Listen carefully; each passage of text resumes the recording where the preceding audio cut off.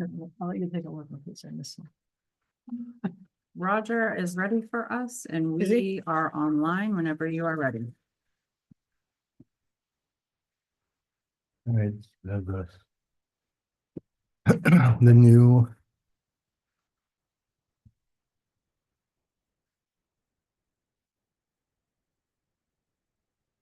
We can just improvise. See the little cheat sheet.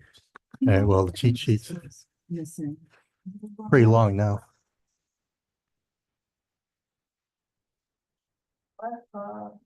Take down, so I can't go in like the other. Is it right there under the top one?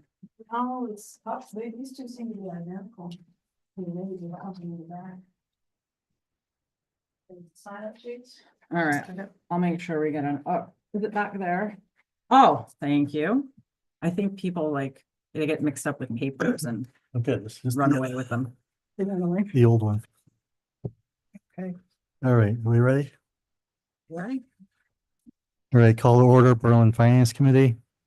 Open session public meetings are subject to being recorded. Your image and voice will be recorded. All right, first item of business, the minutes from last week. Move to approve the minutes. Is there any complication with that since we only have two people here that No, you we're can here vote for the on minutes? Even if you're Even, here. okay. Yep. All right, so second the motion. Any questions? No, I did actually. Yeah, I read them read out. through them too and Yeah. seemed fine. Okay, roll call, Scott, aye. All right, minutes passed 3-0.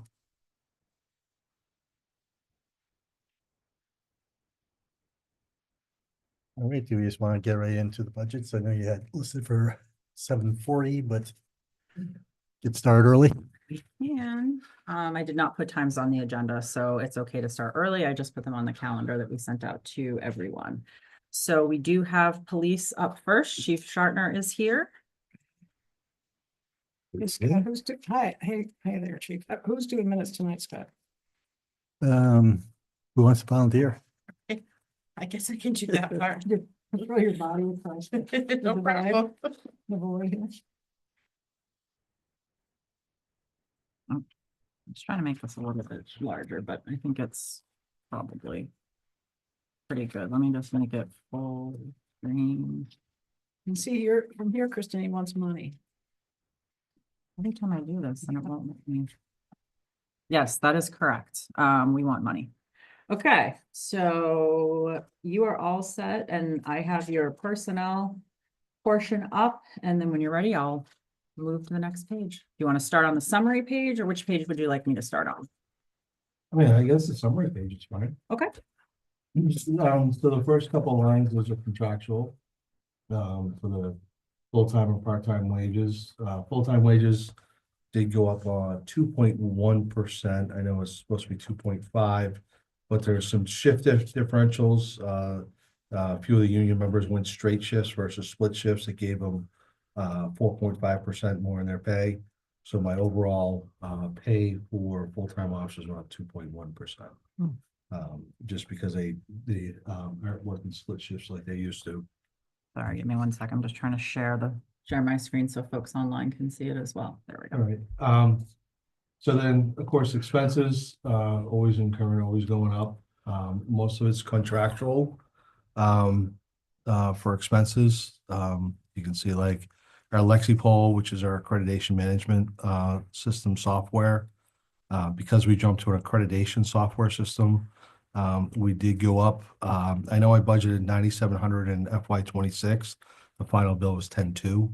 So I'm estimating it's probably gonna be 10,6 this year because it always goes up a couple percent. I'm getting to your summary page here, further down. Oh, and of course it's, Of course, he's sideways, right? all right, we got it easily remedied here. Or not. Give me 1 second. You're gonna force me to open my computer. No, I'm gonna get this. It's, there we go. All right, let me just go up a little bit. Hopefully it won't jump to the next page on me again. Okay, here we go. So here's your 26 expenses to 27 expenses. Yeah, so most everything stayed relatively the same. Obviously my spikes were, are contractual with our software. Our impact certification is now 2340 instead of 1800, which is the organization that oversees our accreditation. Cell maintenance bi-monthly. Every other month, the cell company comes in and goes over, cleans our cells thoroughly, checks for anything that would be a failure with the Department of Public Health when they come in and inspect our cells monthly. This is more of an insurance policy. This covers all the valves. Obviously preventative maintenance, which we haven't done in 25 years. And we actually just were able to contract with this company as well to fix a cell, one of the toilets in the cell that was over $15,000 to replace. He's rebuilding it for $6,215 instead. So it's a valuable service. Obviously it's something far beyond what our DPW is trained to do. All the valves are intricate, the plumbing is intricate. It's not your basic stuff. I think, usually our bills are around $500-600 every time we call a plumber in, which could be 3-4 times a year. So I think this is money well spent. Plus, as part of our certification, our cells have to be up to par in order to be accredited. We talked to Fred about that too, to Yeah. make sure, did he want to put it in public facilities budget, or, can you guys all still see that? Or would he prefer to have the chief manage it? And Fred has plenty going on with public buildings at this Yeah. time, which is why, and it is tied into accreditation. That's why it stays in the police budget.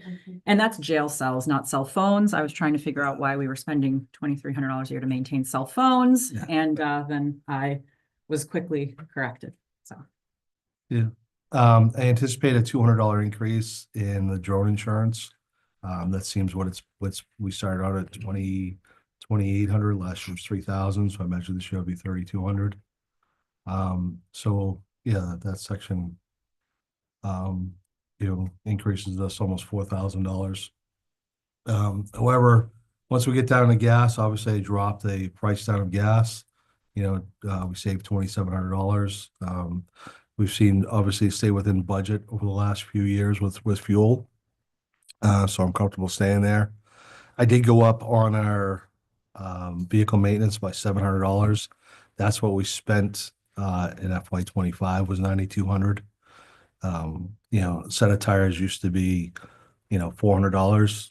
Now it's $720 just for a set of tires, and we usually go through multiple sets of tires in a year. Plus, brake parts used to be $200. Now it's like $600 to $800 for a set of brakes. So, I feel comfortable with that. Full-time uniforms, that includes me with the 12. Part-timers is at 4. We used to be budgeted for 10 part-timers. So I took that out. Let's see, ammunition, I did go up a couple thousand. We increased the department, obviously by 2 full-time officers over the last 3 years. So that will definitely accommodate, we have to go to the range twice a year now versus once in the past, but under the new post regulations, we have to go twice. Taser battery cartridges are gonna stay level funded. Everything else is level funded. I did go up on our dues for all the organizations that I belong to. Because not only do I belong to them, but also as a succession plan, the sergeants belong to them as well, especially the Central Mass Chiefs of Police Association. Full-time specialized training obviously went up $500. We always budgeted $500 per officer, and now we're up to 11. So that's why I went up to 5,500. Full-time academy is now gone up to 3,200. It used to be 3,000. When I went through, I think it was $1,200, but that was a while ago. New recruit, everything else stayed the same. So my total expense budget is up 3,728.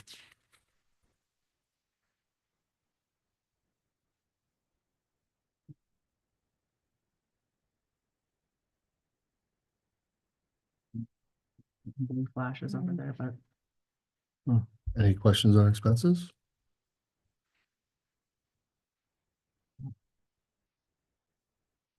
No, I mean, Chris asked the big question, because I first saw cell, I was like, fountain, and I Yeah, was pretty yeah. confused. what are we So, doing to our phones out One there? of the reasons you don't want, there's regular facilities doing that is.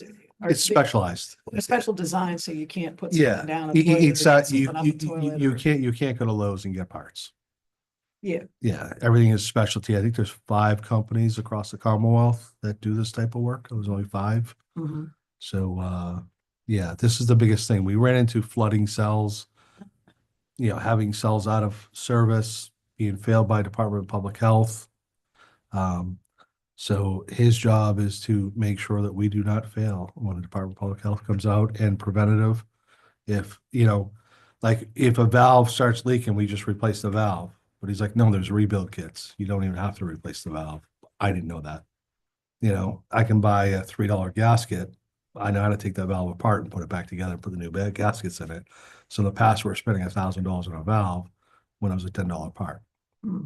So, yeah.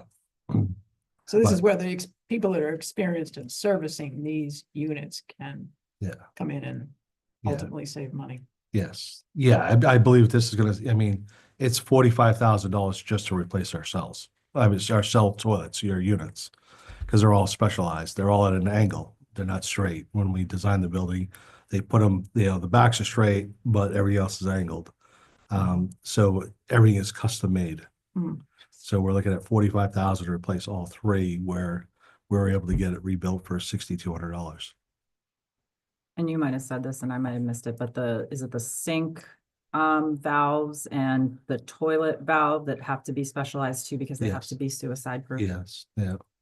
Yeah, the faucets, The the faucets, faucets, thank you, that's where I was yeah, the going. faucets and the buttons, which he came in, he already did. All part of this, he already did it. Yeah. So, Because we will not pass accreditation without yeah, Oh, sure. all of those Yeah. things. Yeah. Not like we hold a ton of people in there, but it's part of the deal, and it's You a just safety never know. precaution. Yeah. You never know, exactly. yeah, the 25 years we've been in the building, I think we've only filled them up maybe a handful of times, so. But times have changed since then. So we've gone a long way from the detention room in the old town hall, right? The bar, 1870. Like chaining The someone to bar? the wall, yeah. The 1870. yeah.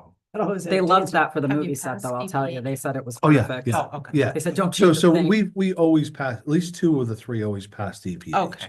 But you were just, but then we have to put a sign up out of order, and then, of course, the stench that comes out because it's Oh. not working.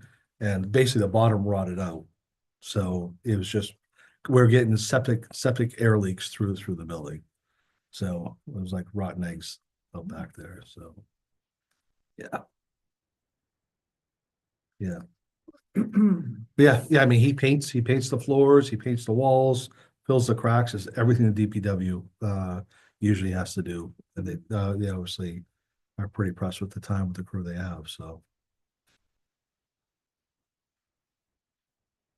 Yeah, and are they designed so you can't deliberately plug up one of these units and then flood the cell? Are they designed to try No. to prevent that? Can't do anything about that. Huh? No. Yeah, understood. Yeah, Get it. yeah, just make sure there's not a full roll in there and, Giving people Full- ideas here. yeah. All right, if there's nothing else on expenses, do you want to jump to the supplemental funding requests? Which I will have to rotate back the right way, give me a second. Or it could just disappear altogether. Gee, I could like donate my rolls at 20% left. Yeah.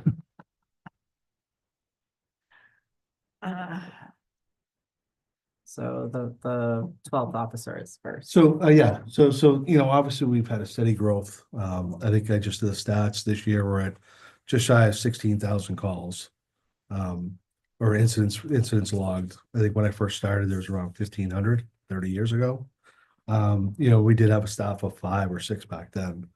But this will obviously put that third person on the shift, where we're paying overtime, when people take vacation time, out sick, personal time, whatnot. But this will actually probably take a lot of this will come out of the part-time budget. I think, through the amount of work and the lack of part-time shifts, I think most of this money will come out of the part-time budget, which is at 96,000 this year, down from 138,000 several years ago.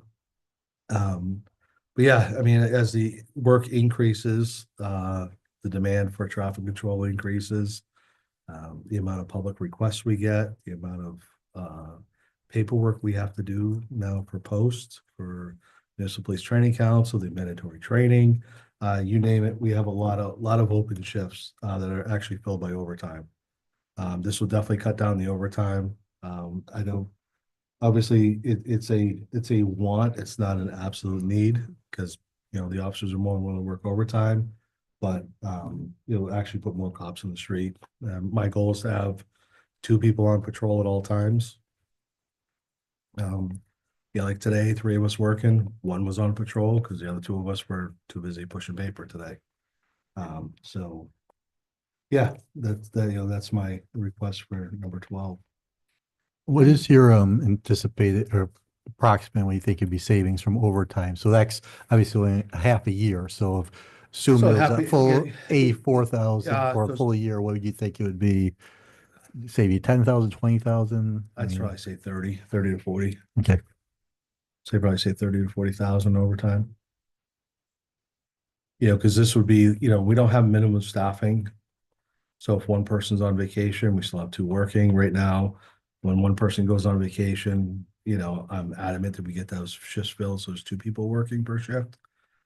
This right here would alleviate that. If there's already 2 on the schedule, the shift wouldn't get posted as overtime. Oh, And you have 4 part-time, so you're gonna take. I 2 have of 4 those. part-time as of today, June 30th, 2027, that may go down to 2. And So, you'll use, it'll shift it to this. yeah, Yeah. yeah, it may go down to 2 on June 30th, 2027, when right now, part-timers are still under an umbrella until 27. And we'll see what the state does with part-timers. I may have none.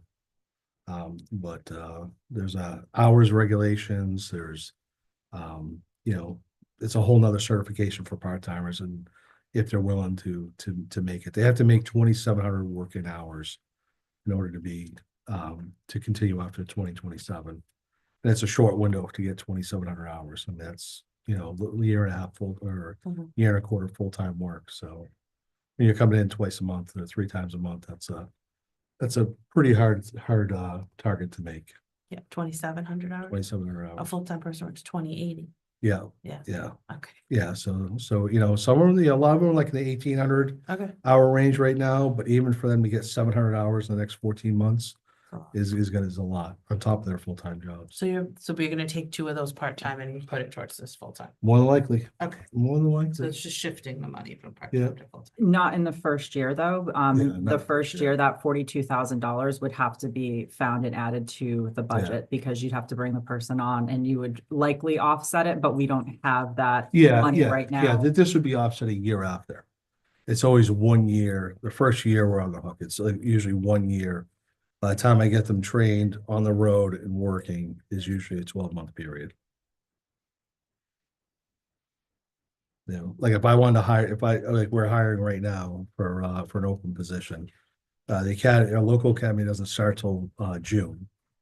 And the academy goes through October, and then it's another 3 months of field training. So yeah. Yeah, it's not an easy thing. I wish we could hire and get people on board in 12 weeks, but that doesn't happen. They spend 24 weeks in academy and then another 12 weeks with us. got to plan ahead, huh? We do. I have a retirement coming up in September, so Hmm. you know, we just got 10 applicants. We're gonna run the PAT test the next couple of weeks. And I'm hoping, I know we have 1 great applicant. He's reapplied from the last job. But it's ultimately up to the interviewing committee to tell me who, but I'd like to get 2 out of this hiring. Yeah, that committee chief is here in town. Yeah, yes, 2 residents, sergeant, senior patrol officer, and one of our most junior patrol officers. Hmm. So I get 1 year experience, 10 years experience, 25 years experience, and 2 residents. you know, So say, say full-time is 2,800 hours. 2080. 2080. It's 2080. 2088 2088. if you have a. Oh, what? You know, I just had to throw that in there. I'm just being wise. No, but it matters when you do the budget and June will tell us whether Yeah, it's yeah. 2080 or 2088. I know it sounds silly, Yeah, but so this year's it makes budget's a difference. 2088. Yeah. Yeah. Yeah, she's nodding too, so I know I'm right. There we go. yeah, yeah. And then this is your second supplemental funding request. So, obviously, as we grow, go in accreditation, we need a more structured command system. I desperately need somebody by my side. When we get certified and then accredited, it is probably a 20-hour-a-week job to maintain our accreditation. It's the policies and procedures, the best practices, the updates, talking where, and we're at 62 communities in Worcester County, 56 have lieutenants that do this.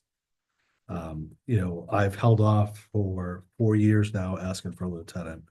But this person would be outside the bargaining unit.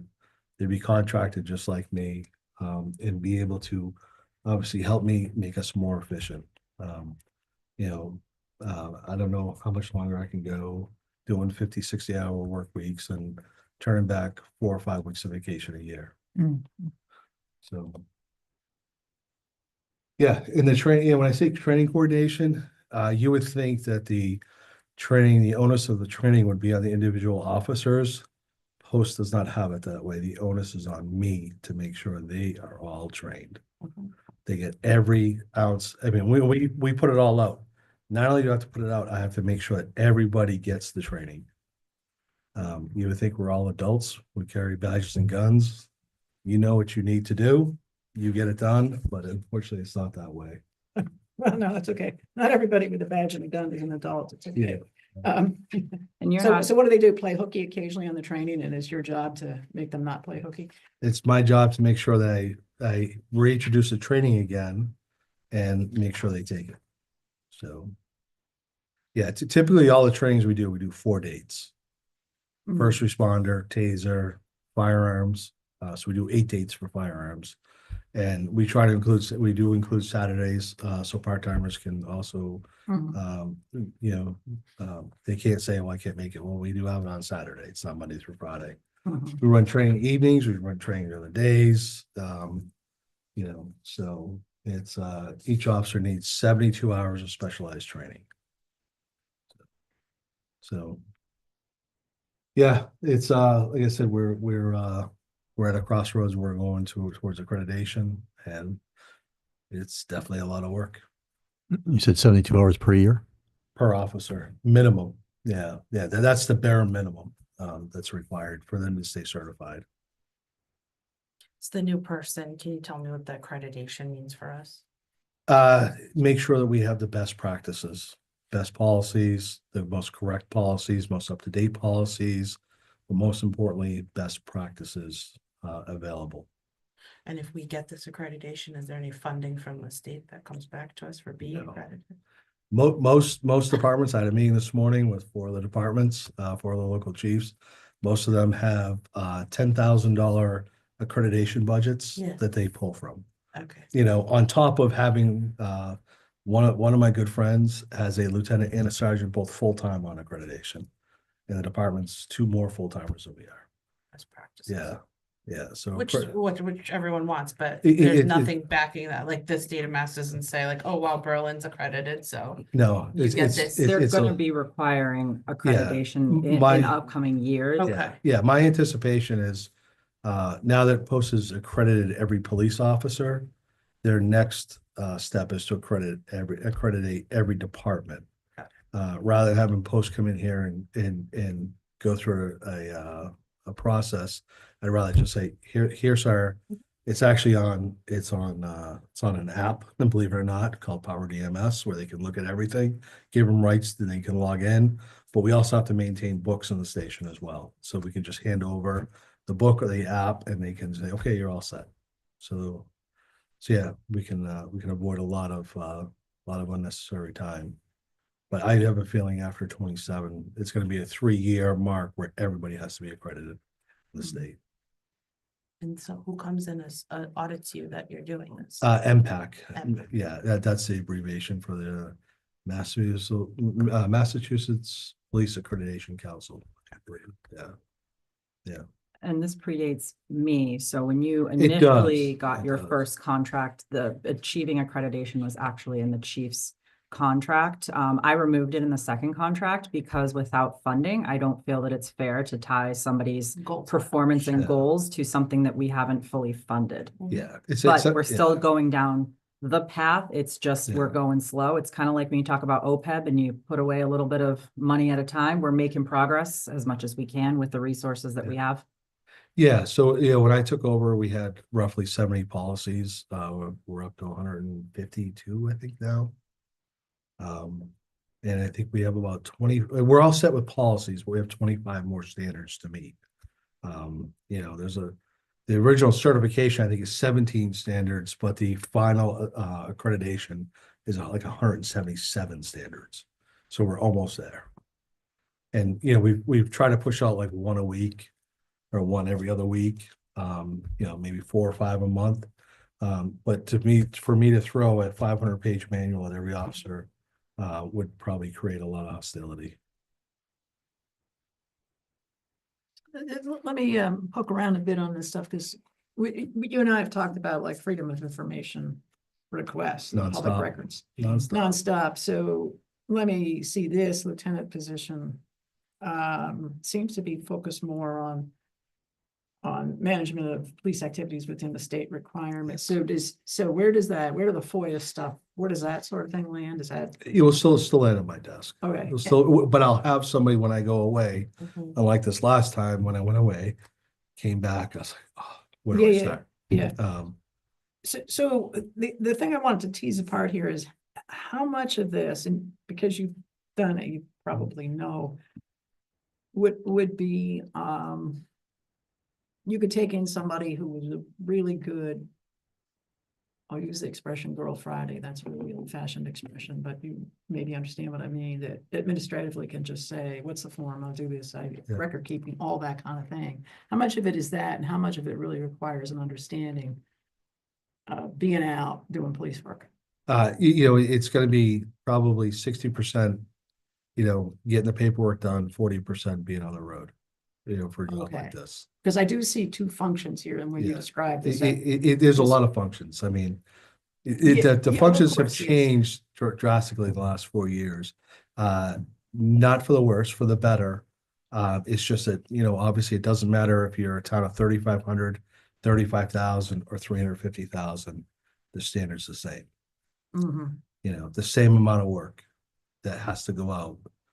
Same amount of emails have to be answered, same amount of surveys, update your policies. It's the same amount, doesn't matter what size you are.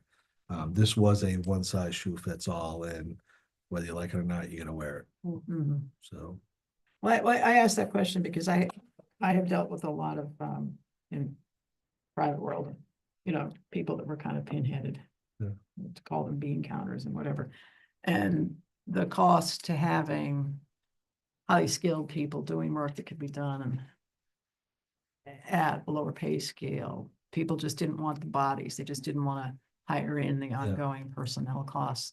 And it was very penny wise and pound foolish. So that's why I'm probing here, is to make sure we're thinking in that way. And this isn't even that much money. It's 16,000 here, but instead of asking for an 18-hour week, second admin to do public records requests, body worn camera videos, and stuff like that, this is just gonna put it on one other officer that is outside the union that can help me get the Got it. work done. They're already benefited, they're already here.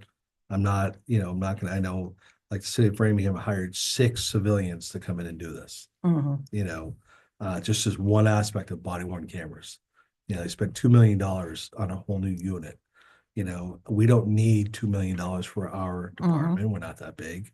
But this right here will definitely, be sufficient for us for the future. okay. So you've thought about, the thing I'm asking, I think you understand and Yeah. have thought about it. Yeah, I mean, you always think, but it's like, it's hard to find people that want to come in 20 hours a week, you know?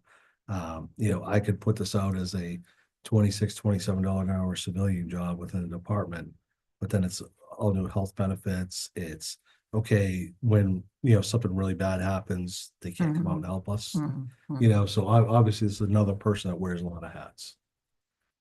So in this case, this is a non-union kind of activity, but would the person otherwise be in a union wearing two hats, or how does that work?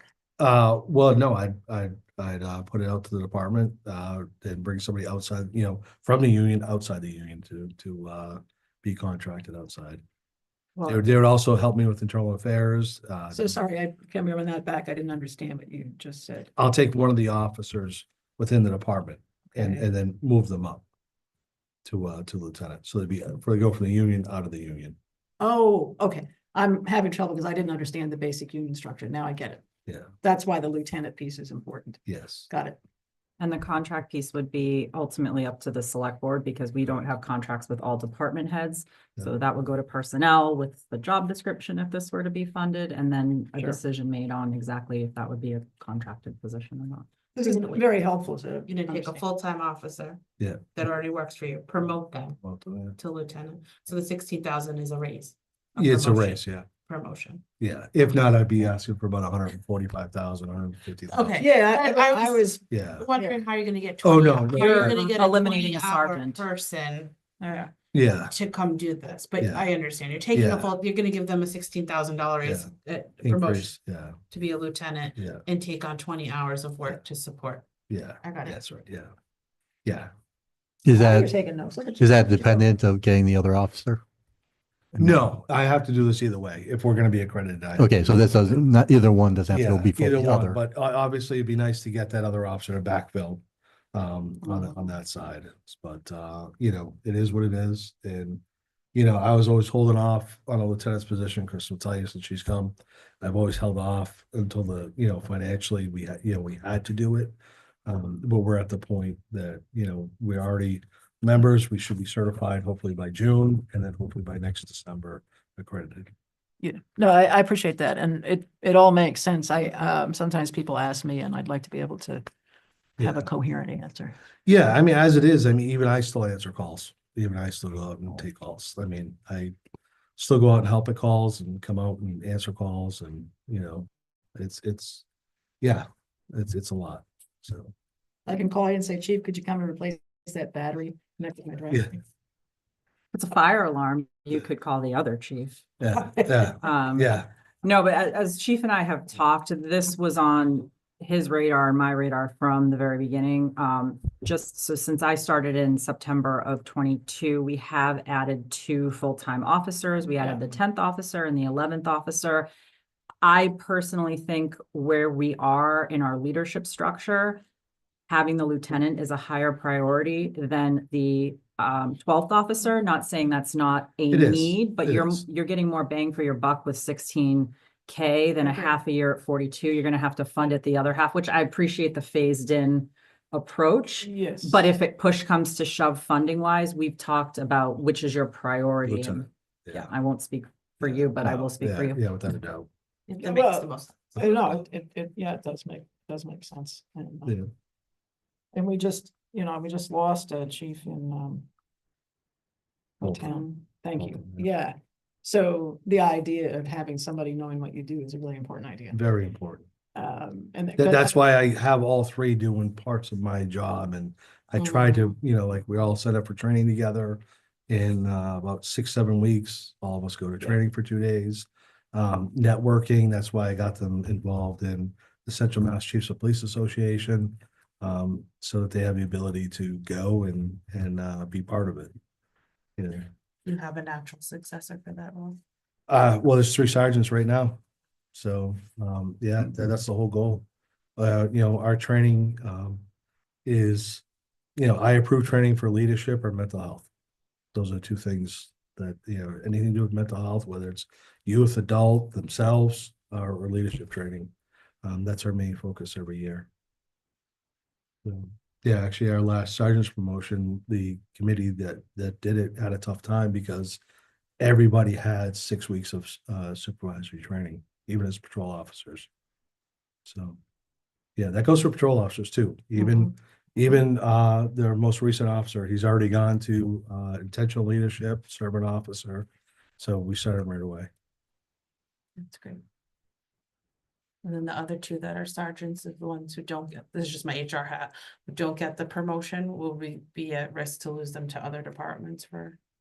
You're always at risk losing other departments. You know, when we lost an officer, they took him as a sergeant in a neighboring department because he had the 6 weeks of training. Yeah. Probably had more, more training than some people sitting in those seats with administrative roles. So, but our goal is to teach everybody how this operates in order so they have an understanding downstairs. Okay.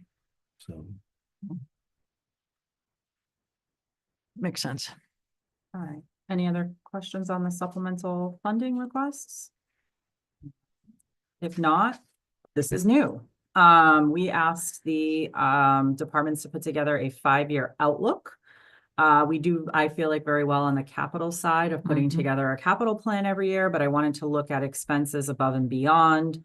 For FY 27, you have the capital items in there and a couple sprinkled in going forward, but I was really interested in looking at staffing and other expenses. As you all probably know, the definition of a capital item is $10,000 or more with a useful life of 5 years or more. So something like this MDT upgrade under FY 28 mobile data terminal, is yeah, that right? yeah, they're tablets. For the Doesn't cars. meet the definition of a Mhm. capital item, but it's still an expense technologically that is going to have to be Yeah. addressed. Yeah. So I Yeah, don't know I if was- you want to speak a little bit to So this. the cruiser replacement, I do have it at 76 because the cruiser replacement would be for Jack's. His car, I thought it was a 2018, it's a 2019. We got it in 2018 and it's definitely on its last leg. I mean, even the decals are peeling off the thing. We've had it for so long. So that's why it is much higher at 76,000. We did apply for a grant for the kennel. The kennel is expensive for those cars. So I'm hoping that 76 turns into like 72 or 73 for this coming year. Body worn camera replacements. Our current cameras are obsolete. We've had them for 5 years. Obsolete, not serviced anymore. Customer service is atrocious with the company we have. The redacting software could take us 3 hours to do a 20-minute body camera video to redact it, 3 to 4 hours. For the last 2 years, I have searched out body worn camera suppliers. I've opted for a company called Utility. And the reason why one of the biggest reasons why I went with them is their redaction software is much easier. I'll give you an example. I was forced to turn over a video of body worn camera of a person who intentionally hit a tree to end their own life. I denied the request under the FOIA request. I denied it under HIPAA. They appealed to the state supervisor said, no, give it to them. And we don't have the redaction software to take out faces and, bleep out words. We have to like cut the video. So it'd take us like 3 or 4 hours just to get, what I say it's 20, it wasn't even Yeah. 20 minutes, but so it's more, we need to get modern technology so that can protect the people. In that. But not only that, this body camera, right now, we have to bring our body cameras in, put them in a docking station.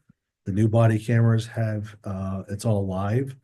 And our cruisers is a modem, so the camera goes, God forbid something happens and the camera gets broken, it's already downloaded. So it goes right to the car and gets downloaded instantly. So you don't have to wait for an officer to come back to the station or anything. Everything gets done instantaneously. Redaction software is phenomenal. That's 84,000. It's over a 3-year lease. I think I forgot what the breakdown is.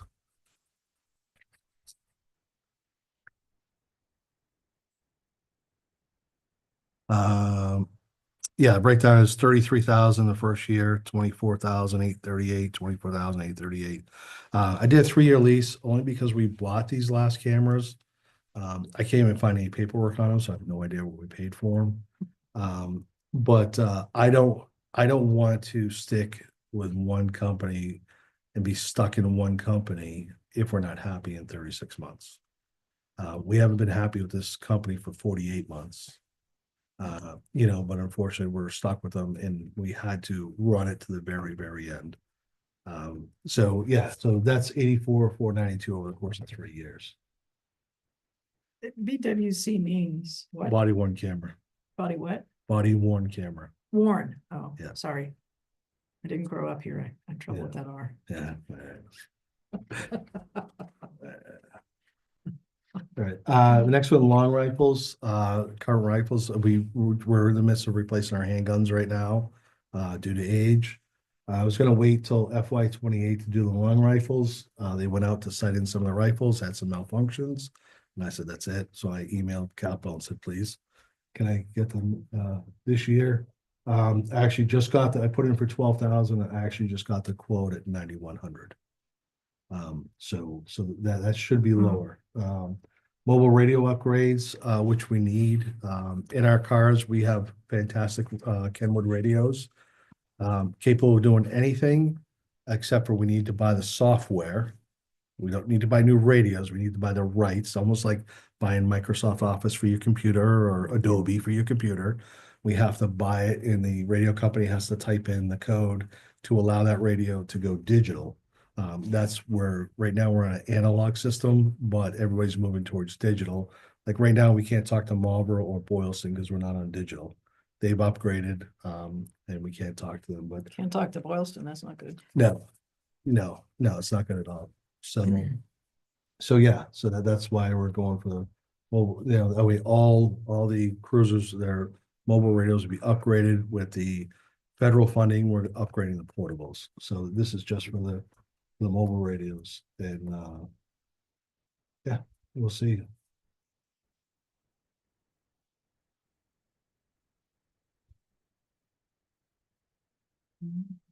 Other questions? So I was just looking, Kristen, this 5-year plan is in the budget paperwork that's in our Google Drive. It is, Yeah, it is yeah, the last page. Yep. Lucky number 13. okay. So the replacement, you said that's a 3-year lease, but it would have to be all paid up front. No, it's 33,000 for the first year, 20. Okay. Yeah, it's not on my sheet here. 33,116 the first year. 24,838, 24,838. I did budget $1,700 for Sourcewell. Because there's no state bid and we have to. You know, the procurement, for the procurement, we have to go through somebody that can get them to us. So So that's it's that. unfortunately, now that's the actual cost is higher. That's not the cost that the consulting firm or company I- pays to Sourcewell. I put 1,700 in for Sourcewell Okay. into this. Can 'cause we they- confirm the company doesn't, the selected bidder doesn't pay that? They didn't put it in. They estimated 1,700 if we have to use Sourcewell. Because their contract is higher than the state. Okay, so that's not a fee that's being paid by us to Sourcewell. This is just that the Sourcewell price is higher to avoid us having to go out to bid. And of course, if we had a procurement department and folks that could do that, that would be very helpful, but unfortunately, sometimes it does cost us a little bit more.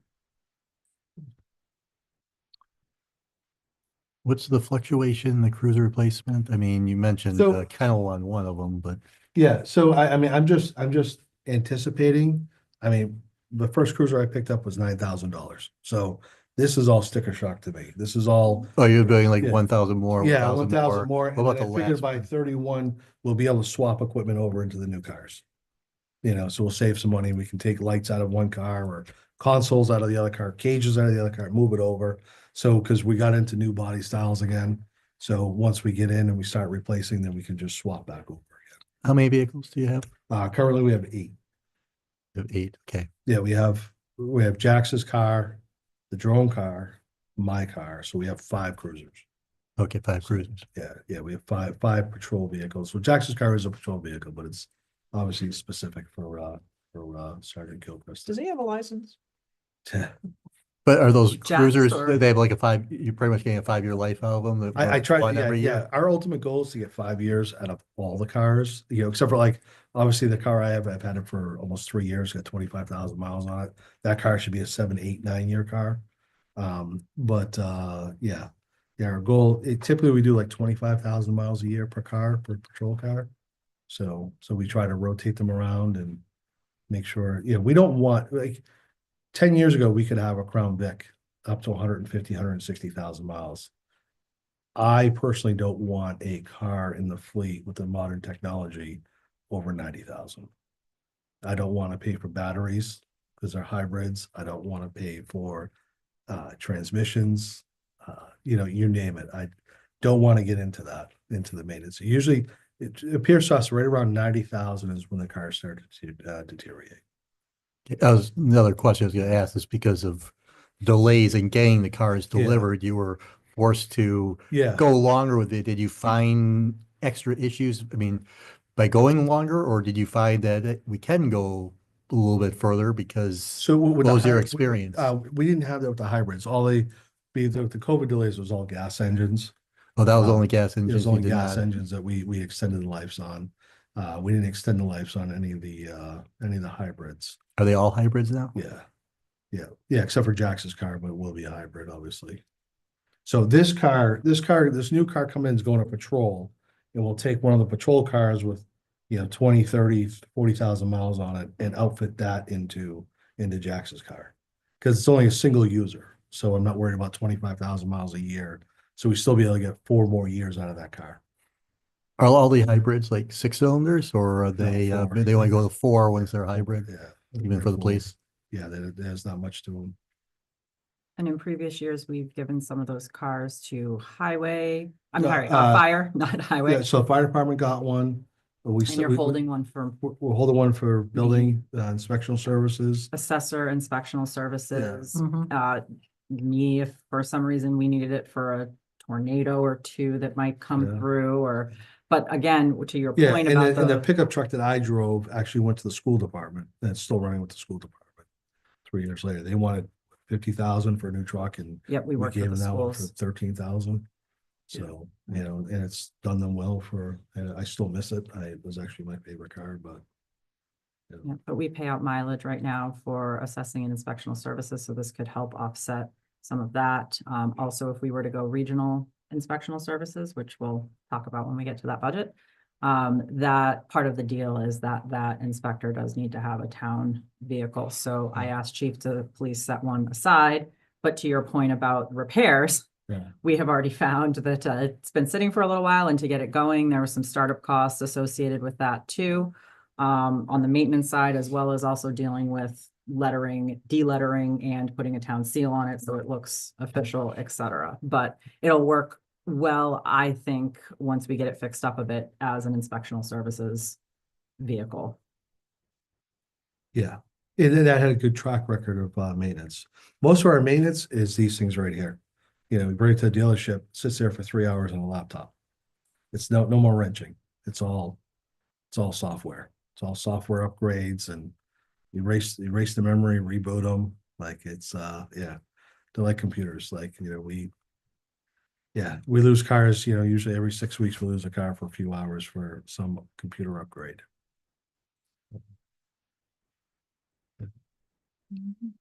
Questions for chief? I know fire chief had to run to an incident. We still have communications. Oh, and- I'm just kidding. You have other budgets. Thank you for Yeah. reminding me. Yeah. Let me It's pull like, those hold up. on a second. Sorry, I'm always thinking, because your budget's so big, the other ones are dwarfed in comparison. Yeah. Which one do you want to do? Communications or Yeah, ACO? Yeah, can we do communications? Communications? All right.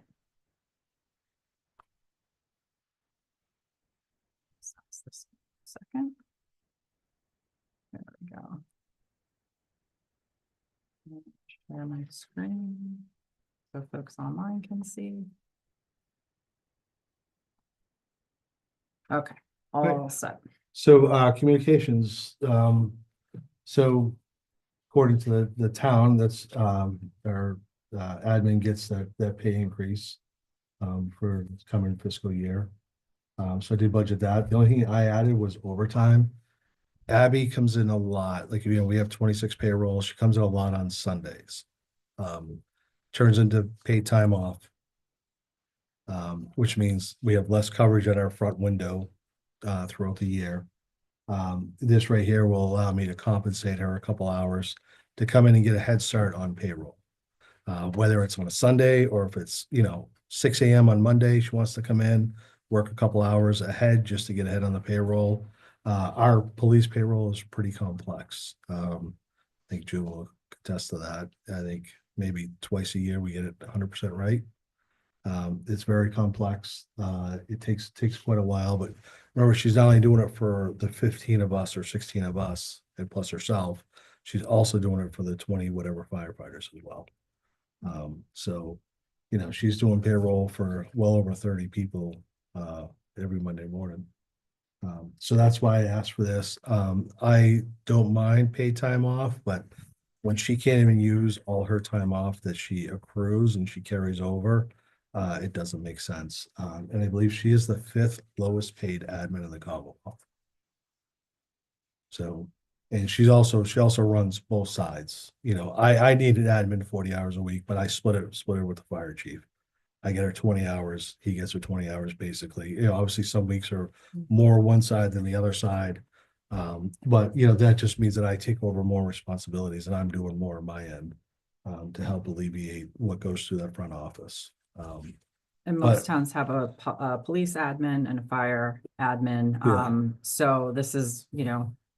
symptomatic of some of the things we've been talking about and dealing with on the. I staffing mean, side. Attica Police Department has a admin and a clerk. We just have an admin. We don't have, the clerk would be the records person. We figure we have 250 accidents a year. We get 250, 2 cars, that's 500 plus attorneys. There's another 500. We can get 1,600 public records requests just on our accident calls alone. Never mind all the other reports that we do. So, yeah, so I think it's a nice little bonus for her because I know she doesn't use all her PTO and be able to take care of her for the extra work that she does for us. So Yeah. when I gave the select board a preview of this, as they asked to see all of the budget requests at 2 weeks ago, the select board meeting. And one of the questions that came up was, is there a way to adjust the pay period in order to perhaps better facilitate, not having to have someone come in on a Sunday? Because that was a concern that was expressed. And I know June and I spoke briefly about it. There is some concern about if you adjust it to a different day, you'd have to. June, can you explain that, please? Pretty much right now, our payroll. Can you come up? I'm sorry. Thank you. So pretty much right now, our payroll runs from Monday to Sunday. And we need to get payroll in, confirmed, and then into the treasurer's office. So right now, we've switched it over so that she has until noon to get us payroll. But because sometimes too, stuff is going on and she can't get to it, the longer it takes for us to process it and make sure everybody's being paid and the amounts are correct. The payroll company, so it takes us probably about 2 to 3 hours just to confirm it, to be able to send it to the treasurer's office. And then the payroll company needs to have 2 banking days to make sure that the taxes get paid on time and the direct deposit goes in. I don't know if it specifies in the contract or not, that it's Thursday is the payday. At one time we had it somewhere. So it has to be into the banks by Thursday. Did Tuesday, that answer, or did I just make up? Tuesday to pick No, because Thursday. the pay, Oh, the direct deposits have to be in people's. yes, okay. And we have to be a little bit careful because of the way that we break out our weeks. There's a federal law that requires us to pay people between 6 and 7 days from their last day that they worked. So we also have to take that into consideration because if most of the offices only work through Thursday. then that would mean by the following Thursday, if they've got to have Full, that it's a check. full, yeah. Because one question I had asked was, could we pay on Fridays for public safety?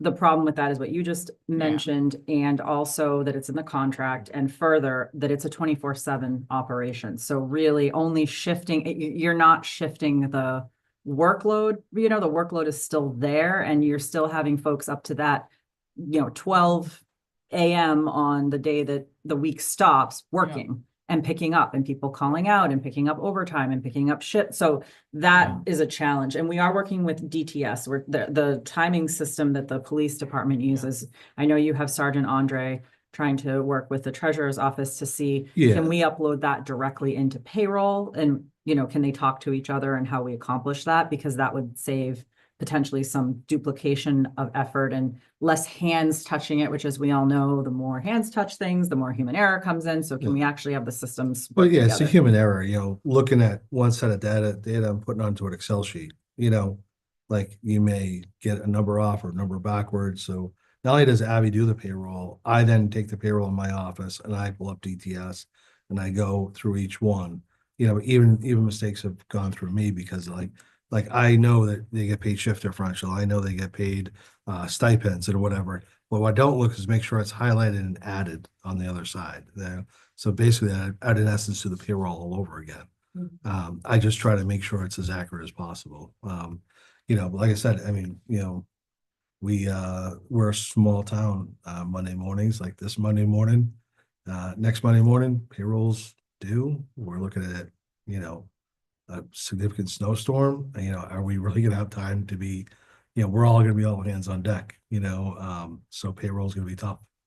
Payroll will be We're gonna a tough thing Chat on with you Monday. guys tomorrow about Yeah. that, so try to get Yeah. it delayed as long as we can. Yeah, I mean, my anticipation is try to get most of the payroll done on Fridays, but we've done that in the past, and Mondays it's completely You know different. what So, happens. yeah. Yeah, between sick time, and somebody takes Yeah. an overtime, you can't miss the overtime. Because we are bi-weekly now, we're not weekly. When we're weekly, it wasn't as bad, but now bi-weekly, they're not gonna wait 3 weeks for their pay. Right. So, So she's, her salary's on the salaried line versus wages line. Does that mean she's salaried? yeah.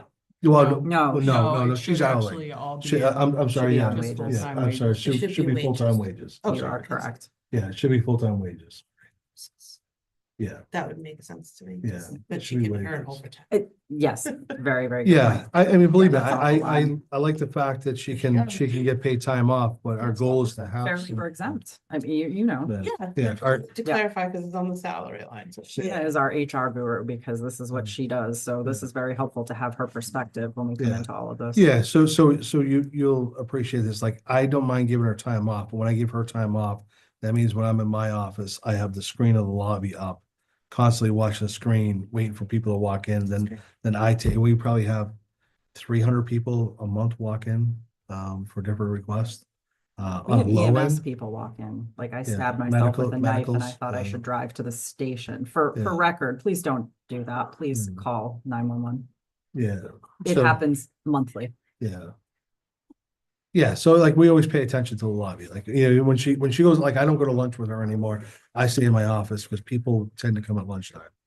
And so, even like today, I think I waited on 3 people today myself, just while she was getting her work done. So I was gonna ask how, the pay period, and it is 2 weeks, which is Yeah. better than weekly. Yeah. Yeah.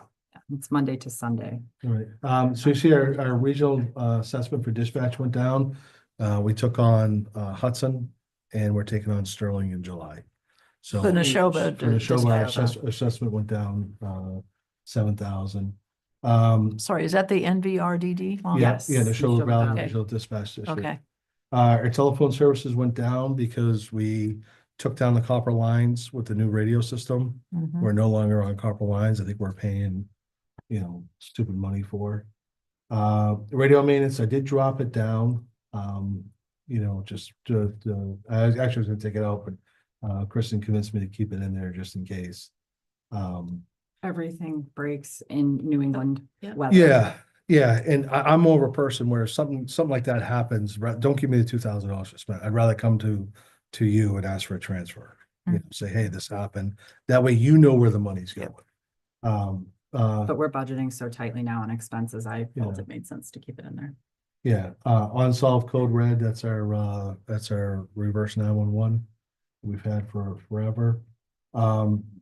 The dues is $250, so Abby can be part of the Mass Administrators Association. And the meetings is actually for training. She goes to public records training and the annual administrative assistant training that they hold every year. So, yeah, so even with all that, the budget went down a little bit here.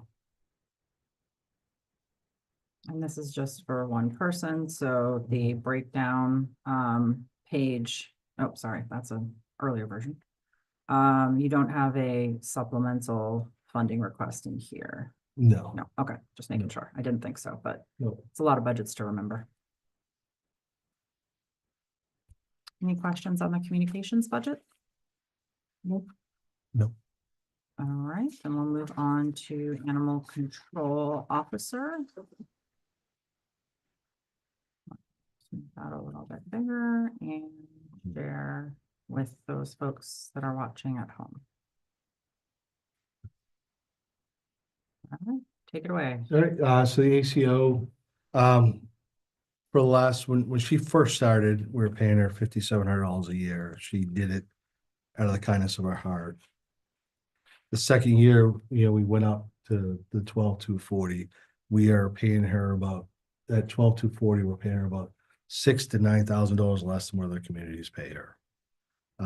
I spoke with her. She originally asked for 18. I settled on 16. This is animal control officers are very hard to find. A lot of certification, a lot of classes, 24/7 job. And our So- calls are pretty up there, believe it or not, compared to other communities that are larger than us. Yeah, I mean, there's communities that are 3 times our size that maybe have 1 or 2 animal control officer calls a month. I mean, she's at least, I mean, I think it's hard to keep track. I mean, I haven't done her stats yet, but I mean, she's at least 15 plus a month. On a quiet month, she's probably a dozen calls on a quiet month. That's And- all she does is answer those calls. Yeah. But she works for, She works for Lancaster, Bolton, Harvard, Littleton, Boxborough, and Berlin. and we have individual agreements with her. We tried, if you recall, to regionalize a few years ago. We did. The way that the host town was structuring that, she was going to lose money. So understandably so, she She did was gonna lose not. tens of thousands. Yes, She wasn't gonna lose like $2,000, $3,000. It was it was like 30 or 40 it was like thousand 30 or 40 dollars. They were trying to, I didn't think the agreement was structured in a fair way, to be perfectly honest. We were not the host community. We were just looking to join because she did have an agreement at that time with 3 communities and they had concerns about her working for other communities, which is understandable. So everybody's now doing their individual thing with her. And she started, as you said, very low, and we have talked in order to keep her that we would have to phase it in and bring her up a little Yeah. bit more than where we were at when we initially brought her on. I mean, ultimately, if I did stat wise, I'd be asking for 22,000. If I did statistics wise between all the other towns, I'd be asking for So this 22,000. animal control officer responsibilities, domestic and agricultural, or is it just? She is also the Yeah. animal inspector for the town. She gets a small stipend for that as well. Yeah. It's like Separate. 2,200 a year. Yeah. But my Yeah. question is, somebody calls about an animal, does it matter if it's a domestic or if it's one of the farms? She has to track it though. Yeah, just 'cause she yeah, gets yeah. paid She has to track separately, it. but yeah. it's- Yeah, she does. You know, like I can tell you, a few weeks ago, she got a call on a Saturday. Saying I heard call cows around on Highland Street. And- That's. So Not you an know, animal. Call, but- So, you know, she comes from Boxborough and I said, you know what? I said, I'll take care of it. I jumped in my cruiser and I went down. Cause I knew by the You know time there's she cows got there. here, You know there's cows there. yeah, I knew it was cows there were, but as soon as she came down, it would all be taken care of. So I saved her a trip because we Yeah. also pay her mileage too. Yeah. She has her own vehicle that's outfitted with the kennels and all the tools that she needs. Hey, well, the good news is the Camel has moved to Rutland, so Yeah, Camel and Highland Street is not a Yeah. call they get anymore. yeah, That's not, that's Yeah. real, it's not a joke. We do still have alpacas though, I believe, correct? yeah. The Oh, yeah. outback's- Yeah. So she's I like gotta miss a, that, yeah. a per diem police officer for all the towns. Per diem animal control officer. Yes. Animal control Yeah, officer. yeah, animal control officer, which, if I started today, maybe 3 years from now, I could get all the certifications. Mm. So. And that budget's on a monthly Interesting. stipend. Good It's for broken her to out. figure out how to Yeah, do that and Yeah. It's a to, She- to she- make a market of all the towns. That's amazing. The last few years, she has, schooled us positively in a lot of areas where we were going wrong. Mm. You know, laws that we were violating, not following steps, procedures. So she really has, About animals. yes, Okay. you know, what to do with dogs, cats. There's what animals- quarantining, if there's bites, if there's Yeah. rabid activity. I mean, there's a lot, believe it or Yeah. not. Yeah, she, yeah, I'm perplexed. Sometimes I get her emails and I'm like, Google. You know, I have to look it up. Like, I don't know, you know, But her reports, she provides monthly reports Yeah. through the chief to the select board, and they're, I would say, much more comprehensive than we had Ve- been very receiving detailed. previously. yeah, very detailed, everything done. Well, It's a joy to work with her. Like, that's it's, good. yeah, And it's cheap because 2 years ago, if we had gone regional, we were looking remember. upwards of, it was, I think, $23,000 or It $24,000. was crazy. So we're still saving money 2 years later. Mhm. yeah, And I have noticed that I look at the police log when I think about it in the item, and I have noticed how many of Yeah. those are animal complaints. yeah. Animal So, complaint, animal so, complaint. and if we gave her every single one, we field a lot of those ourselves. Yeah, I'm sure. We Sure. field a lot. If we gave her a lot of those, I mean, that's more than a part-time job Mhm. weekly, so. Yeah, it's, yeah, what she reports versus what we have in the log, or, you know, she probably gets 80% of what we actually have reported in the log. You know, so I said, I have no problem handling, livestock calls, but, Mhm. you know, And you spoke a little bit about the expenses, but there's the phone and then there's the mileage. yeah, well, I didn't do the phone, because the phone I actually put just Oh, I'm sorry. because it comes in one bill on the police side. Carry over. It's in my budget. It's on the police budget. You know, originally I'd put it over travel, you know, for mileage, I did put in $500. You know, it is, but I think, Joe, what's mileage now? 72 cents? I don't know, it's gonna be just changing, I think. Yeah. Yeah. It's getting up there. I mean, mileage is getting up there. I mean, that's another reason why we have like that extra cruiser in that department, because I don't want to pay mileage. You know, I'd be paying, you know, a couple $100 a week, for mileage for training and court and whatever. So that's why we always have a car available here. I think that's it for that. Any questions on animal control? Nope, Nope, none for me. 2026 IRS mileage rate 72.5 cents. Alright.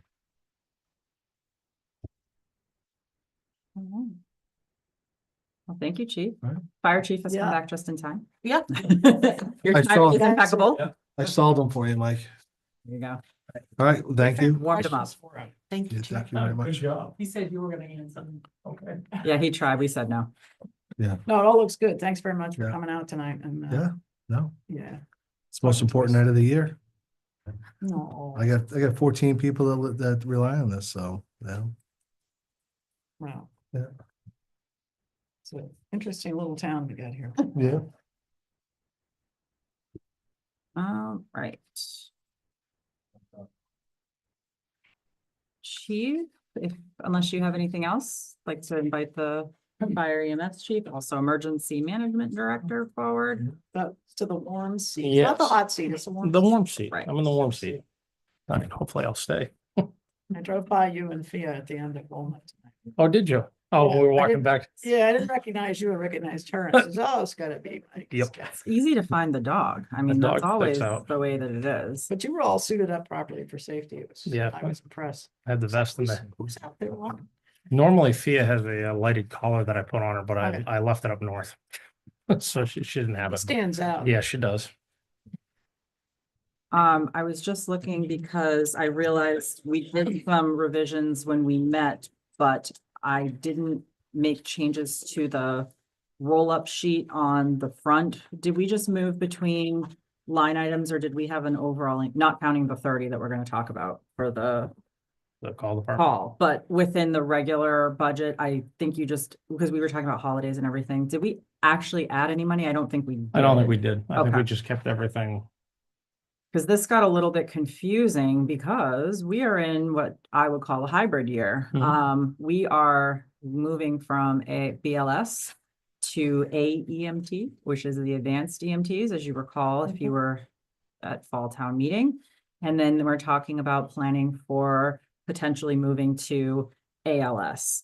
So we had a couple of different ways to look at the budget. Chief and I met. We settled on presenting it right now for the BLS, which even though they're advanced EMTs, it is still the BLS level of services, not the. Yeah, it's a version of ALS where we can do some of the ALS skills, but we're not a full ALS service at the paramedic level. And that's the difference that the state kind of looks at versus BLS and ALS. Advanced EMTs are obviously allowed to start IVs. They can give some medications. We can do that at the BLS level without the AEMT, but that brings us to another level with the medications and the IV start and hopefully the cardiac monitor to be able to look for, the heart anomalies and heart attacks that we can alert the hospital to as we're transporting someone to the hospital if we don't have a paramedic on board. One thing I wanted to note, and then I'll let you take it away. This looks like a large increase, but if you recall, my contract was settled in time last year in order to make that adjustment in the FY 26 budget. The chiefs, we finalized right thereafter, but we had that funding parked in the HR budget because we were under negotiations for all three of us for contracts. That money is now being moved where it belongs, which is in the fire department salary line item. So this is reflective of a change that took place last fiscal year, but now has been properly moved over. So with that, I've talked enough. I'll let you Yeah. take it away, Chief. Under the personnel services and stuff, that's where we have obviously my salary for the full-time as chief, and then the wages for my full-time staff and my call firefighters that do per diem shifts in the station and stuff are all kind of wrapped into one. So going through, they're in contract negotiations, starting sometime soon, I believe. And, I adjusted them based on was it the 3%? Is that what we're doing for the COLA? Yep, so we did for non-union employees this year is a 3% cost of living adjustment plus a step. So and those steps, as we've talked about, are not quite 2%, which is part of the reason why we're doing the classification and compensation plan. Some are like 2.1, some are 1.9. So that's why as we go through, just keep in mind, you'll see some of the increases are 5.1% or 4.9%, but it essentially is relative to, it is basically pretty close to 5% overall between the COLA and the step for non-union employees. Yeah. One of the things that I started last year to do was to move some of the money that we're using for the part-timers, just because we were not getting adequate coverage, especially on the overnights and the weekends, to have two people on duty. So the ambulance was very delayed getting out the door. Coverage was very sporadic. So I started moving that money to the full-time staff to put full-timers into that place. So we weren't relying so much on the call department trying to take shifts and cover that when they were working full-time jobs. Our call numbers for call department members across the country, we've seen a large decline in people that are volunteering or being part of the call department. We're no different. We've gone from having 35 members just before I kind of came on the department. We're down to just over 20 members right now. We have 21 members on the department. So we're seeing that decline as well. So that was part of the reason for increasing the amount of full-time firefighters that I have and then reducing the amount that we're relying on for the part-time shifts. So there's not a huge increase in that number. It's just a transfer in that line item where we're moving it into the full-time category to have the full-timers there. This kind of shows the three at the top. Are three members that are part of the union as call firefighters. They worked enough hours throughout the year, which was 834 hours to maintain that part-time status to be covered by the union. Moving forward, this one doesn't reflect that. I've dropped their hours considerably and what I'm trying to figure out is how many hours do I need that are going to the full-time and how many are still going to be there for them to cover the sick days, vacation days, or training days. And down at the bottom where the call department is, I've also reduced their numbers as well because they're not covering shifts either. And but I still need to have money for the call firefighters being recalled in for car accidents, alarm activations, the gas call that we just had. They come back in to supplement the full-time staff that'll initially get that truck to the door. Then they're staffing the tanker and the other fire apparatus, whether it's the ladder or the other engine, and they'll also fill in on the ambulance to take in a call with that. But the reduction in hours there is being transferred over to the full-time as well. So that's my hybrid years I'm going through this is as I transfer those hours and reduce those hours and increase hours on the full-time side. So sorry, you jumped to call, which is why I went back to that sheet. This is your full-time Yes. sheet here. So going down through the full-time, I have, the way this is kind of broken down is, it shows the year, it shows that they work 2,196 hours out of the year because they're on an average of a 42-hour work week. Going across the way the formula is kind of broken out is it breaks out their, if you will, their hourly rate, then they have their overtime rate. And then it's calculated in for their training hours that they need to have, and for the callbacks that I anticipate they're going to have. And I reduced the overtime for each full-timer was reduced by 51 hours based on building out the remainder of my full-time department. Which I think I have 3 additional firefighters that are going to be hired to kind of accomplish that. So we've reduced their overtime that they're going to see because I'm not going to be relying on them to come back because I'll have staff in the station pretty much all the time. I was trying to get fancy and freeze this so you could actually see what it's called as you move down, but then I just messed the whole thing up. So let me just undo that. Oh, of course, now it doesn't want to let me, so fine. There we go. So that's your roster. And then you have, as you were mentioning, the Yep. 2 hireds as you figure out, and that's shifting. We talked a little bit about with Chief Shartner about shifting part-time Mhm. to full-time and how that impacts your overtime rate, obviously can go down. And in this case, to your call, Mhm. budget can go down as well. Yeah. So. Any salary questions or personnel questions for the chief? And that was one of the reasonings why you had clumped them together, part-time and full-time right together, Correct. so you don't have to do that back and forth. You should Yeah. come up here. The Dan. line item transfers. Yeah. So you said that you're in contract negotiation. So the present contract goes through this fiscal year? No, so it started July 1. So we finalized contract negotiations. Mine was finalized right before the budget got. Well, I've been talking about the fire. The fire union. Fire. Oh, the union, I'm sorry, I thought you Yeah. were talking about the chief's contracts. Yes, so I received an email last week to open union negotiations with the fire department, so we would do it similarly as we have in past fiscal years. We would set aside some funding in the HR line item, which goes for various things, if that's vacation payout, physicals, unanticipated personnel costs that come through. We had to have Harper's redo a quarter for an injured on duty case. There are all kinds of little nuances that come through, but we also set aside some funding in there when we're in a negotiation year, which Right. we But are with the new fire. contract would start July 1st. It will start July 1st, yes. And we're also in highway union negotiations right now as well. But there's new would start July 1st. They're Well, brand new. They're brand new. Right? So if it's complete, yes, and we should budget for some funding in anticipation of having to fund that either in full or in part in FY27. All right, you want to move on to expenses? Yeah, on the expenses, the biggest driver we have from that is the EMS that we kind of do. And where that's going is on EMS training. I increased that because we have going to the AEMT level. I have some requirements that are going to have to be there for AEMT to do that ALS training that is in addition to what we normally have for BLS providers. So there's an increase that we're going to see with that. Contracted services for ALS, those are the paramedic services that we use from our surrounding community. And they range anywhere from $325 a call to $450 a call for when we utilize their services.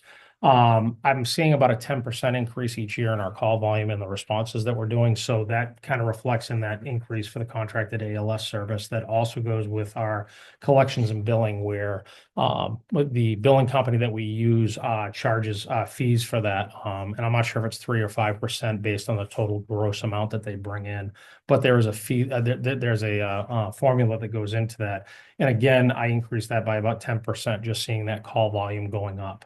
Oh. The call volume is going up by 10%? Yeah, I mean, by as far as roughly- number of calls. Yeah, or like we just finished out our, this year, we finished out at 920 calls for the year, which was just under a The 10% fiscal year or the calendar year.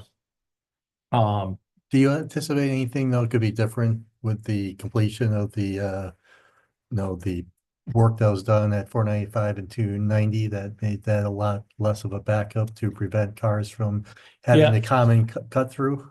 I'm not sure that I see that as being a huge driver in the volume that we see daily. I think one of the things that we have seen is around the holidays and stuff like that, we're not seeing as much of the use of the cut through as we have in the past with that being completed. So I think that there is a reduction in that traffic when something occurs, but we do still see on mornings when I'm coming into work, I'll recognize that there's an incident on either 495 or 290 because 62 is backed up and Pleasant Street's backed up because everybody's cutting through, and that's when you start to see that happening. Yeah, you can tell. It's Yeah. very easy to tell when there's Yep. been an incident. So I'd say there's probably been a little bit of a drop in that, but I don't know how much. It'll take time to figure it out, probably. Yeah.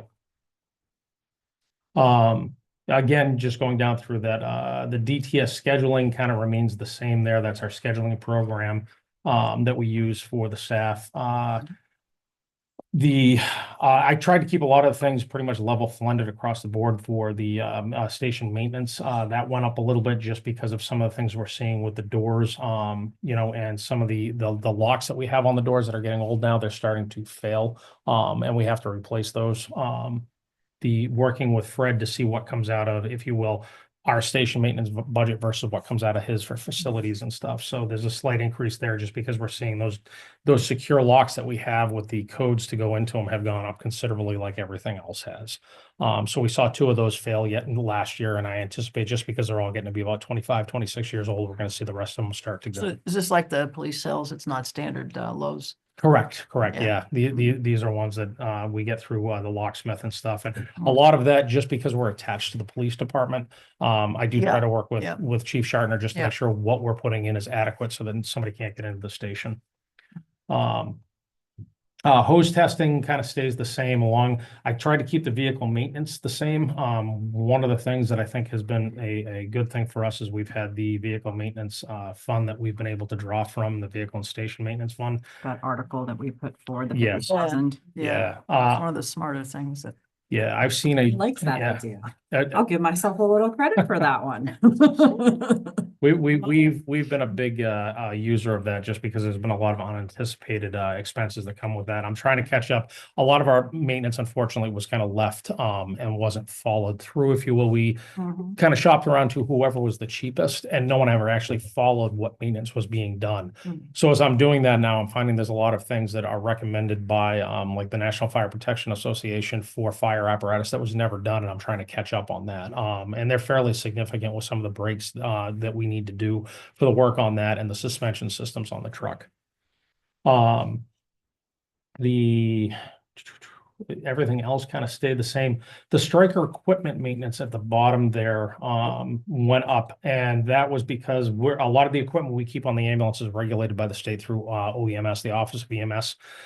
We have stretchers that are power lift stretchers, along with the Lucas devices that are CPR devices, assist devices for us, and the stair chairs that we have.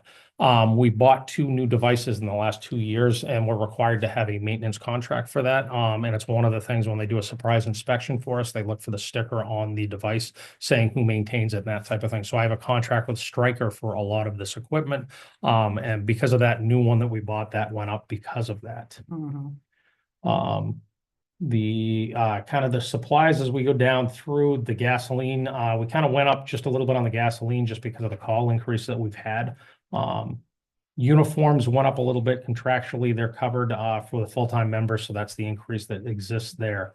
Under training, I increased that looking at the AEMT program for new hires that I bring into the department after July for the call department, bringing them up to that AEMT level, trying to get them into a class for that. That's what that money would be used for. It's not it's basically going to cover one member. If I can get them into a program to take it, then I will. And EMS supplies went up about 10% just because, again, as we're seeing that the call increase, kind of trying to keep that in line with it as well. And I think those were my increases. So that brings you to a total overall increase of 50,129. Any questions before we jump into some of the supplemental funding requests? So this is the whole expense picture. yeah? This is the whole kit and caboodle. You're probably, your wording there, the expense is 19,534, but the total with wages, right? Right, because there are contractual obligations there as well. And COLAs for on the call side and Yep. steps. So that's where that comes from. Mhm.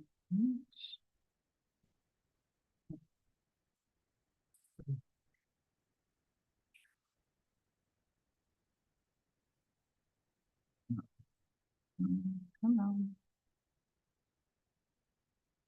Okay. So this we actually realized is 72,000. We didn't Yes. update that. That's okay. We couldn't do math that day.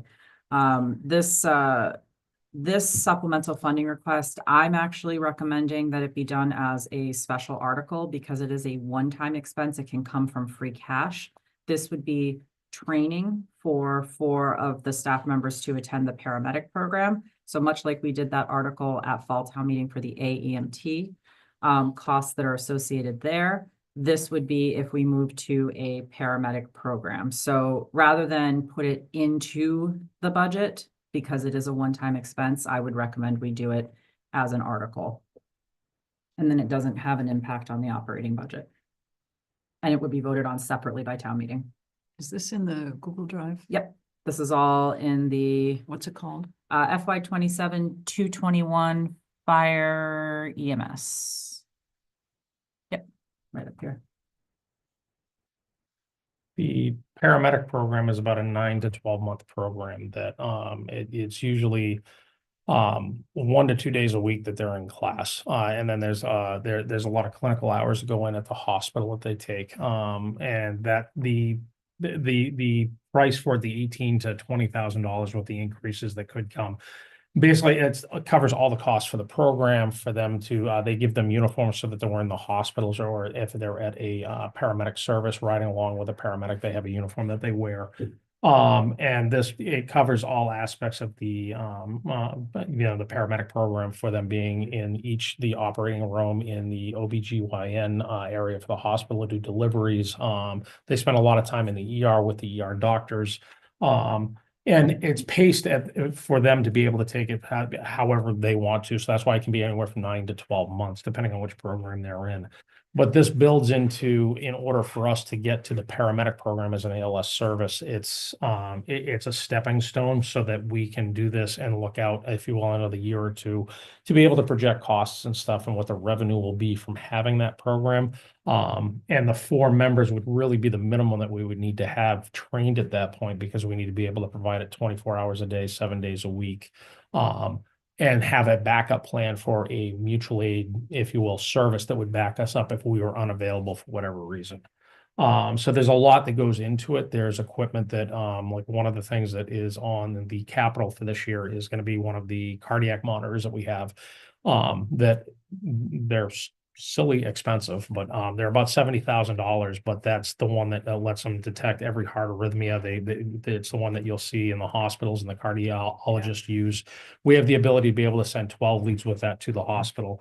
The AMTs will be able to use that, but that's also something that goes with the paramedic program. And, moving forward, it would be one that we'd be buying this year. We'd be looking to do one the year after type of thing to get us to a point that when we pick that target date of when we go to the paramedic service, that we're ready to go. But it's trying to step the program so that it's not, hey, we need $300,000 this year in order to accomplish it. We're kind of phasing it in.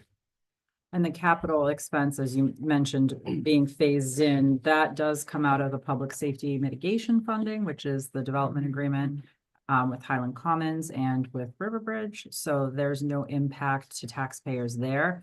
I actually would argue there is a positive impact to going to ALS. And this just dawned on me the other day. This was one of my little epiphanies.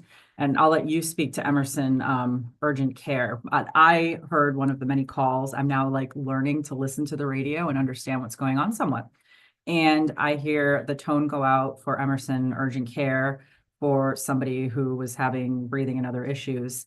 And they tone out our BLS, our EMTs. And at the same time, they're toning Bolton ALS because the needs of the patient are beyond what we can provide. So not only do we go and basically wait for Bolton to arrive and do what we can do, but then we pay a fee to Bolton because they have come and provide services. And that's the about $60,000 we're shelling out a year for mutual aid. So not only can we take that in-house, we can bill higher because we're providing a higher level of service if we're at the paramedic level. And this is my very basic, you can speak more to the details, but you can bill higher, you can reduce that burden. And Emerson Urgent Care, I asked the chief after that day, I said, so what percentage of our calls are up there? And he said about 30%.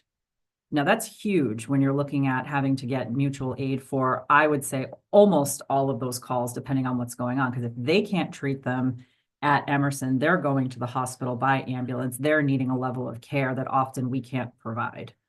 So. And that holds true to they do the same thing wherever the emergency is in town. If it's at the ALS level, meaning that it's a cardiac call, breathing difficulty call, something that 911 codes as being ALS, Bolton will be started. The problem that we're running into is we don't have enough paramedics, and Bolton has become very busy, and they're a lot of times out in Lancaster or Harvard or Clinton, and they're not available for us. One of our backups is the Pride Star ambulance over in Hudson, and they also cover Marlboro, and a lot of times they're busy and they're not available. So there's a lot of times that we will be taking a critical patient and we're hoping to meet a paramedic en route to the hospital, but we just we can't do it because there's nobody available. So, and the flip side to that is that there's also a revenue part of that we can make by being available to respond to other towns at the ALS level to be able to go into Clinton or Boylston or Northborough, because if we were at the ALS level, they'd be using us a lot more. So it does add revenue into the department and into the program to keep it going. And can you speak a little bit, because I didn't understand this fully either, to the ALS intercepts that you guys do? You started to mention it where you try to meet up Yeah. and assist it as you can until that point. Yep. So if we're intercepting with somebody, our hope is to get the paramedic on scene so they can just jump into our ambulance and go with us there. But one of the things that we don't like to do is keep a critical patient sitting on the side of the road or at the house waiting for a paramedic, because ideally they need to be at the hospital. So we'll start transport to the hospital. And if we're going to UMass in Worcester and stuff, we're more likely to be able to get a unit to meet us someplace getting off of 290 into the city, but you're pretty close to the hospital at that point. If we're going to Clinton or we're going to Marlboro, a lot of times we're not going to be able to get that intercept just because by the time they can clear and try to meet with us, we're already going to be at the hospital.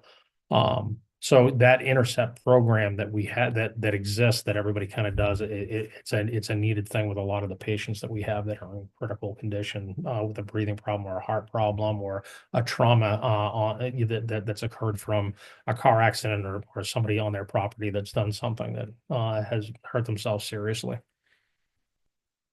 And with your 10% increase in calls, and also I look at our growing senior population that we have here in town. I mean, the study we did anticipates we'll be at 40% by 2030. That's only 4 years from now. It's a very high senior population, arguably higher healthcare needs. It just seems to make sense from a level of service standpoint and the fact that there are some initial startup costs, but then we can start to bill and recoup that revenue and provide a higher level of service, it makes sense to me when we've sat down and talked about it. So, a couple of questions on this. So the training is like 9 months. So what are we thinking about a time frame with the idea? I heard that we wouldn't necessarily be able to put ourselves out as offering this service at any time because we'd only have 4 people trained at the point, we would, basically, we're looking at a multi-year sort of plan, I think. Yes. So let's walk through that. So Yeah. right now, if we start in fiscal 27 and we select 4 individuals and they're going in for the training, then towards the end of that year, we now have 4 people trained, certified. You- What does that give us in the short term, that first year or two? The first year or two, as they're getting trained, because we're operating at the AEMT level and stuff. We're doing a little bit of ALS and we might be requested to do that with some other communities, but that training as they're going through, we have 2 paramedics on the department already, that can't operate at the paramedic level until we actually say, hey, we can do it 24/7, which I don't necessarily agree with, but I don't run the state, so I don't get to make that. Yeah, okay, determination. this is what I'm trying to Yeah. understand. So we have a couple of individuals that could be doing this. We need more Correct. so that we can then say, Mhm. yeah, the service is available in Berlin. The Correct. state requires And that. And does having 2 ready to go and 4 to be trained, does that give us that capability? It does. Oh, okay. So those Alright. 4 at the end would allow us to be able to start, like, I look at it that this would take place in FY 27, and I Oh. would probably say halfway through FY 28, we'd be operating at the paramedic level. Okay. If this was to go through and we were able to get all the ducks lined up, and have 4 people to go through the program. This came about, when I first got here, I kind of looked at it and I had meeting with the select board and with Kristen as well. And I kind of looked at the study that was done. And I was like, we're not at a point where we're ready to go to the paramedic level because I don't know that we could get the staffing for it. Just trying to hire paramedics to come here, Mhm. because there's so few of them, they can pick and choose where they want to work.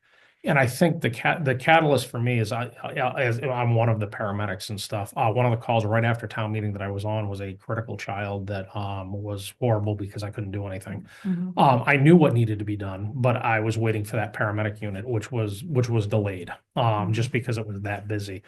And I literally left that call and walked into Kristen's office to say, today's the day that I'm going to start pushing the yeah. ALS program.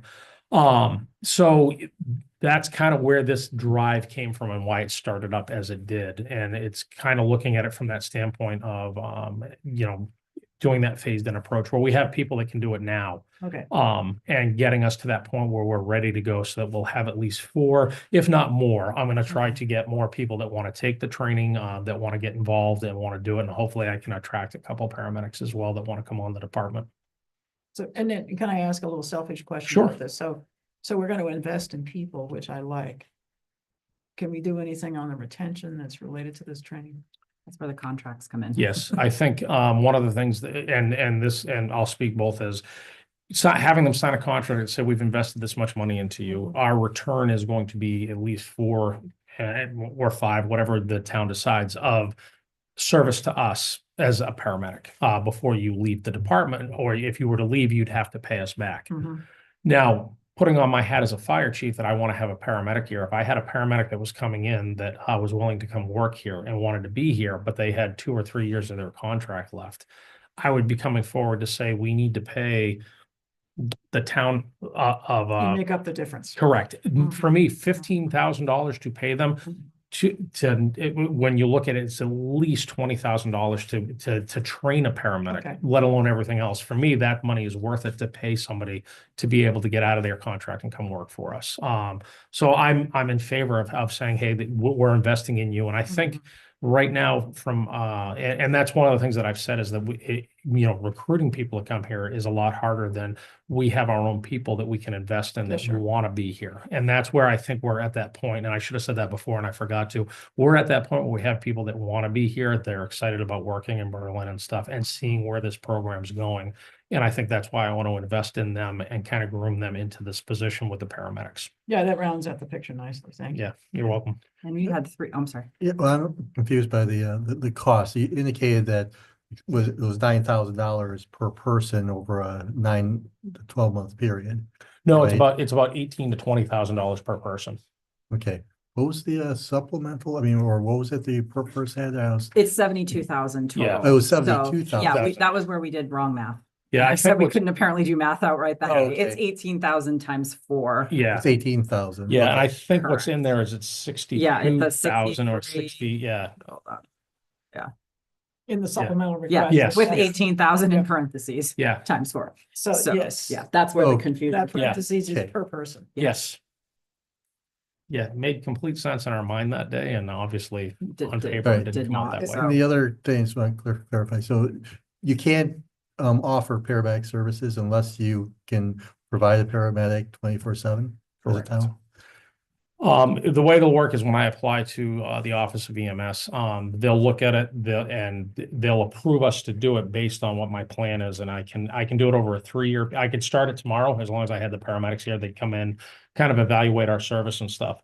I can do it over a 3-year period, and each year I have to, like the first year, I have to be able to provide it at least 20% of the time. The second year, I have to do it 60% of the time, and then the third year, I have to do it 100% of the time. It's broken out in a formula like that. And that's where I personally have a problem with it, but as I said, because I'm from other states where as long as you had paramedics on, if they were available, you could provide the service. Well, yeah, And that would that's- seem to be the more logical reason, it or is. even if they had it restricted where Yes, you have, you always have somebody from, like daytime hours or Correct. something like that, but OEMS is all or not- nothing Great. approach, okay. yeah, Yeah, I've learned because I've only worked with chiefs from Massachusetts before and with Chief McQuillan coming from New Hampshire and how different it is there. And it seems to be more logical. We have some major hurdles that need to be overcome at the State Office of Emergency Management Services. There is not the regionalization coordination piece. There's not the paramedic situation as he talked about. And they're very short-staffed from what I understand too. So there's just not a lot of change happening there as well, which puts us in a bind. But we had done the ALS study right before I came on board, and Chief came on board a few months after me, about 6 months. And at that time, you only had 3 full-time Correct. firefighters in the department. So you had to Yeah. build the department up Yep. first before we were even ready to get to that level. And I can tell you, it's a great staff. I have the pleasure of stopping down and having bagels and exchanging a few jokes, every now and again with the folks downstairs. They're invested in the community. They're happy to be there. They like it here. Chief undersells what he's done down there. He's created a fantastic team, and it's a credit to his leadership. And I just feel like when I first came in, it was like, what do we do? I went, first of all, we have to hire somebody for the position. Then we have to get that person acclimated to where we are at now, then they have to build. And now I feel like we're at that final stage where we're ready to take off into the next direction. thank you. It's good. Good And to I think hear. it'll be a tremendous benefit to the community from a number of levels, not just Emerson Urgent Care, but also residents. Any other questions on that? So what I'm going to propose to the select board is that would be a standalone article that will require a vote, because obviously that is a transition to ALS. It also, I think, helps, be able to have that discussion. It's not embedded in the budget, so it allows you to have that full discussion out at town meeting. I think that it will be a robust and interesting discussion to see where folks in town land and how they feel about this. And I think that's it, right? Yeah. Oh, sorry, your 5-year outlook. Oh, yes. Scrolling down, so.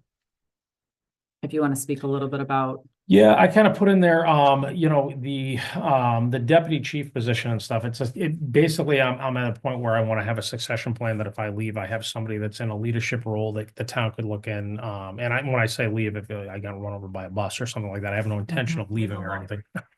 Yes, win the win the lottery. lottery, much that's my better. favorite one. But that way there's an internal person that can actually take on, they know what I'm doing. They can at least keep the department going. It's Mhm. a candidate that you could consider if the town wanted to go that way. I kind of put in there the $30,000 because I'm looking to do that with the staff that I already have. I'm not looking to add a brand new position, but there would be an increase in that salary for that person just because the deputy chief is a higher level. And I have that FY 27. It just was a starting point and stuff to work with Kristen on what we want to do with that. And Kind it's all of, dependent on union negotiations Correct. too. Yep. So that has to be built into the Yep. union. and then the next one that I had in there, I kind of went out to FY 29, looking at an administrative assistant, at 40 hours a week. Right now, having, the position we have that's shared between police and fire, that person's kept pretty busy. She's doing a lot of work. There's a lot of stuff I could have her doing on the fire side, but it just doesn't make sense right now because she would be so overloaded. Looking at when we go ALS, and kind of as we increase, I think that's a time to consider doing something with someone on the fire side that's able to help out with the fire prevention, duties that go on along with the fire chief's office. And also our billing at that point becomes a little bit more involved. And I think having somebody that can actually focus a little bit more time on that of managing the billing system. Right now I have one of my call lieutenants that's doing that. He does a great job. But he's coming in, he's not full-time. He doesn't have set hours. He's got a full-time job someplace else. So he's balancing both. And I'm kind of anticipating that around FY 29, as we go ALS, that might be something to kind of consider at that point.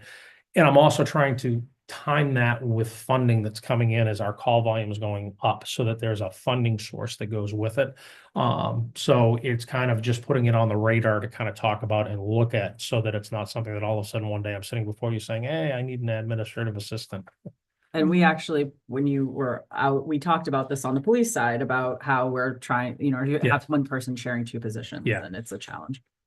It is. And if we go ALS, you can increase the billing, right? So Yes. essentially some of the extra Yes. funds from that can pay for something like that. Correct. Yep. Yep. And it's, trying to make sure that the funding that we have coming in, I'm managing that to make sure that we're paying for the capital expenses that we've been paying for all along to replace the ambulance, any of the equipment that we have. We've always done that through the ambulance receipts. Want to make sure that we continue to do that. Anything we pull out of that to pay for anything on our side that's doing that we still have about $100,000 a year that's going towards our capital replacement and stuff, and making sure we have money left in that account for that. So if you recall, and we'll soon go through all the revenues, but we take 125,000 from ambulance receipts to help offset the cost of the department in the budget. Yeah, right now our rough annual, we're at about $300,000 that we pull in a year for just billing BLS level. Anticipating ALS rates would bring that, if we didn't do anything else, it would probably increase that by about 20 to 25%. Is what is seen on average when people go to the paramedic level. I'm also anticipating that we would probably see an increase in our call volume because of the mutual aid that would be used for that paramedic. But By other communities. Yep. But one of those things, it's like as we get closer to that, I can build that out with anticipated revenue, but it's not anything I want to rely on coming in just because it's not guaranteed at this point.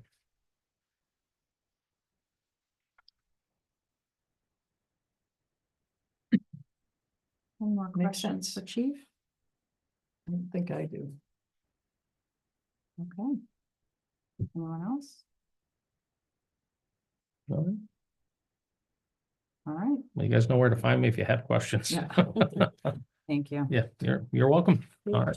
You're very welcome. Thank you guys. Find you on Walnut Street. Yes, that's right. Just drive right at me. No. So I know it's getting a little bit late, oh, you waited all this time, your phones were up there? You could have come up. Oh, you're helping, oh, I thought those were your phones. I was like, you could have come and grabbed those, you don't have to wait. They are his phones. Oh. Good, it's after 9, I'm not responsible for what I say. That's the rule. If you'll indulge me for a couple of minutes, Thank you, guys. Thank night. you. I'd like to just pull up where we are at with the budget. And it is early, so at this point, what we are looking at are just what we call the budget request column on our budget. So I actually went through this with the select board at their last meeting. And I went through and just highlighted a couple of the big changes in request revenues. It's very preliminary right now, so I can give you a basic idea of where we're at. I have plugged in the school numbers now, and as you know, Berlin-Boylston is a conservatively high number at this time. They've said it will come down, but I have put in the number that they gave us as of their presentation 2 weeks ago. So just to highlight a couple of the major changes that we have here in terms of what you're going to see for large numbers. We do have not a whole lot going on until we get to legal. So, unfortunately, we're looking at trending toward a $100,000 legal budget again this year. And that is something we're going to have to put in a reserve fund transfer for. We have a conservation lawsuit going on that was unanticipated. We have highway union negotiations going on, and that's starting from scratch. So that means Labor Council at the table every single meeting. Normally, I do those negotiations myself, and then I run the proposals by Labor Council once we've received some, once we've arrived at some agreement. But this is a lot more costly. So as of November, the end of November, we were trending basically at closer to $11,000 a month. And I don't anticipate that going down. We also have a couple of injured on duty issues going on that are requiring some legal help. And the legal budget is really like where you take a shot in the dark, right? So we didn't do a high amount of legal expenses last year. So we took a risk and we lowered that budget this year. Based on this year, I think we need to go up next year. So that is what I'm recommending as a $32,000 increase right there in legal. Tax title going up 2,500. We haven't done tax title since FY23. And there is a time frame in which we need to get things under tax title by. So there's a little bit of additional money that's going to need to go in there this year in order for us to do that.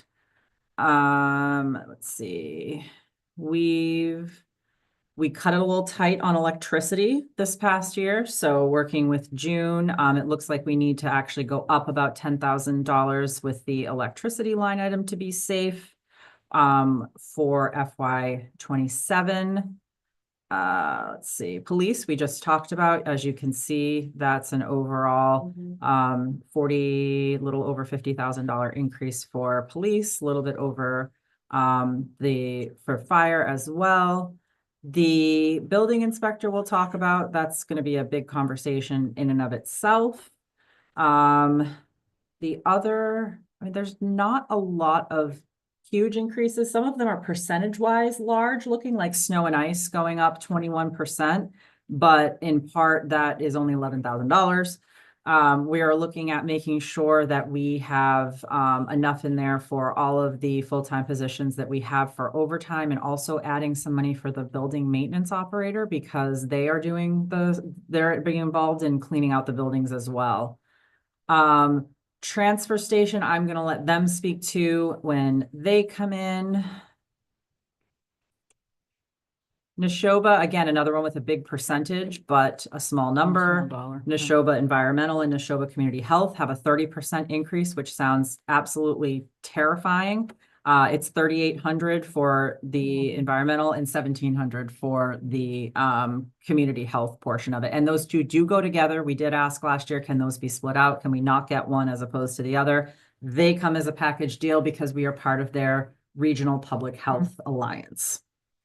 Let's see, we've got recreation expenses going up a fair bit, and I'll let them speak to that when they come in. Our big ones here, interestingly enough, as we saw, Assabet is going down by 191,000 this year, but it could go back up again this year. So June and I have been having some discussions about how do we temper that change, and do we say, you know, that's not free money because we don't know where it's going to go, but could you have a conversation between the schools and say, okay, so we might be able to do a little bit this year, but we're going to be able to do less next year if Assabet goes back up. So there's a balancing act that goes on there between Yeah, because the that two number, schools. that's strictly enrollment. Assabet is per pupil. Exactly. It's a per And, pupil assessment. So that's, that's going to vary. It's going to totally vary. And so I don't know that I want to reserve funding in that line item. Sorry to interrupt. when I left to go on the call, that was on the hallway and I picked it up and it was in my paperwork in the Oh. car that I forgot to bring up. thanks. Sorry about that. You get to go home now. Yeah. Thanks for the delivery. Thank you. So, and that's part of the balancing act that we have to talk about. I mean, I don't really want to leave $191,000 in that budget. And we know that schools are going to tap into our additional revenue every year anyways. So to me, I don't want to, you know, tie up almost $200,000 in one budget when we may not need it next year. We may not need it the year after, or next year we may need twice that amount. It's really, really hard to tell.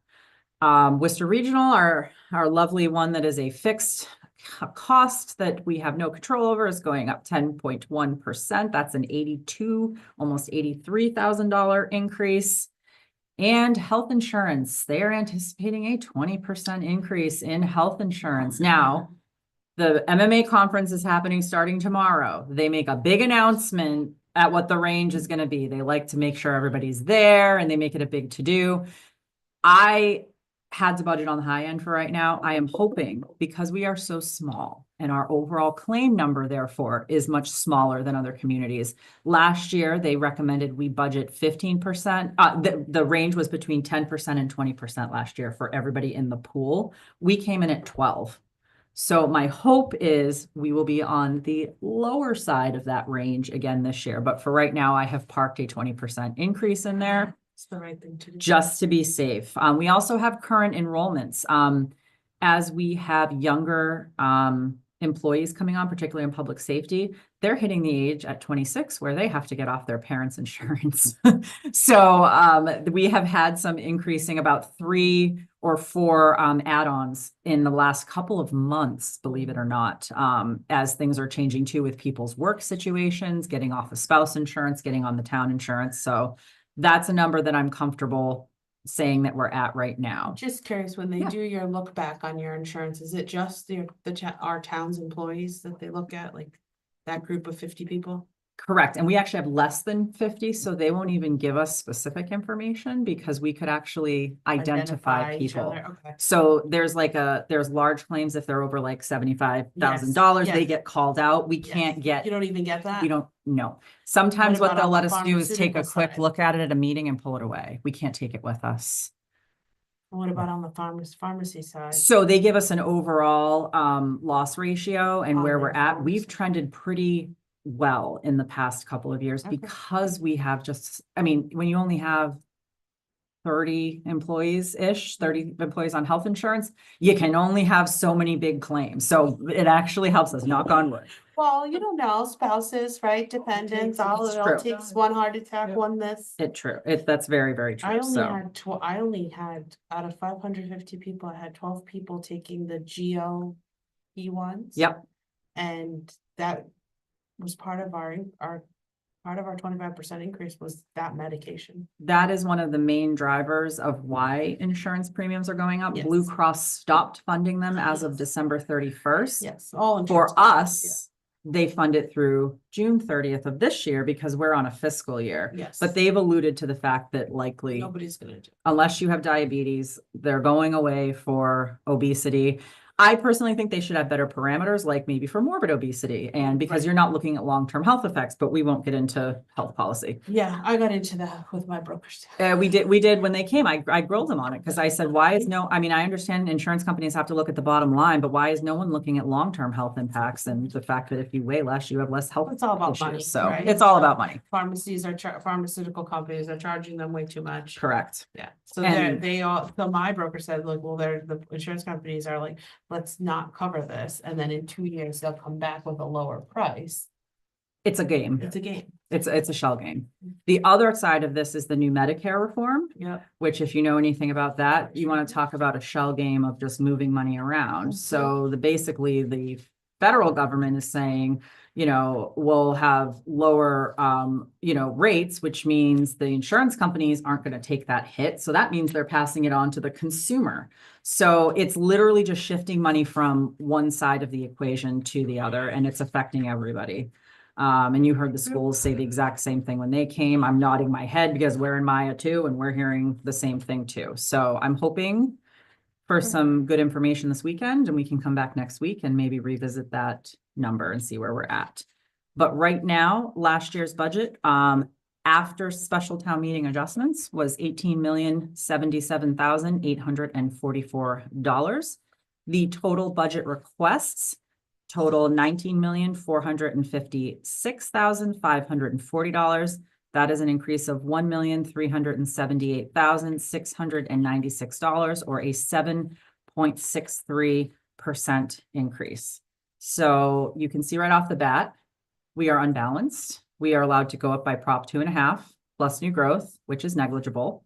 So this is where we have to start talking about making some difficult decisions. And the next step in this process for you as your new, I will be putting together a recommended budget that will then go for the select board to vote on, and we'll come back to the FinCom. And that's all kind of happening concurrently at the same time as we're having the departments come in and do their presentations. I also sit down with them before they come in here too. So we So- can never surpass 2.5%. No, we can't raise taxes. Right, we cannot raise taxes more than 2.5% in the state of Massachusetts every year without a debt exclusion or an override, and those have to go to ballot Well, and you- town You meeting. can't raise the limit by more than 2%. 2.5%. You Correct. can raise taxes any amount between what your levy is and your levy limit.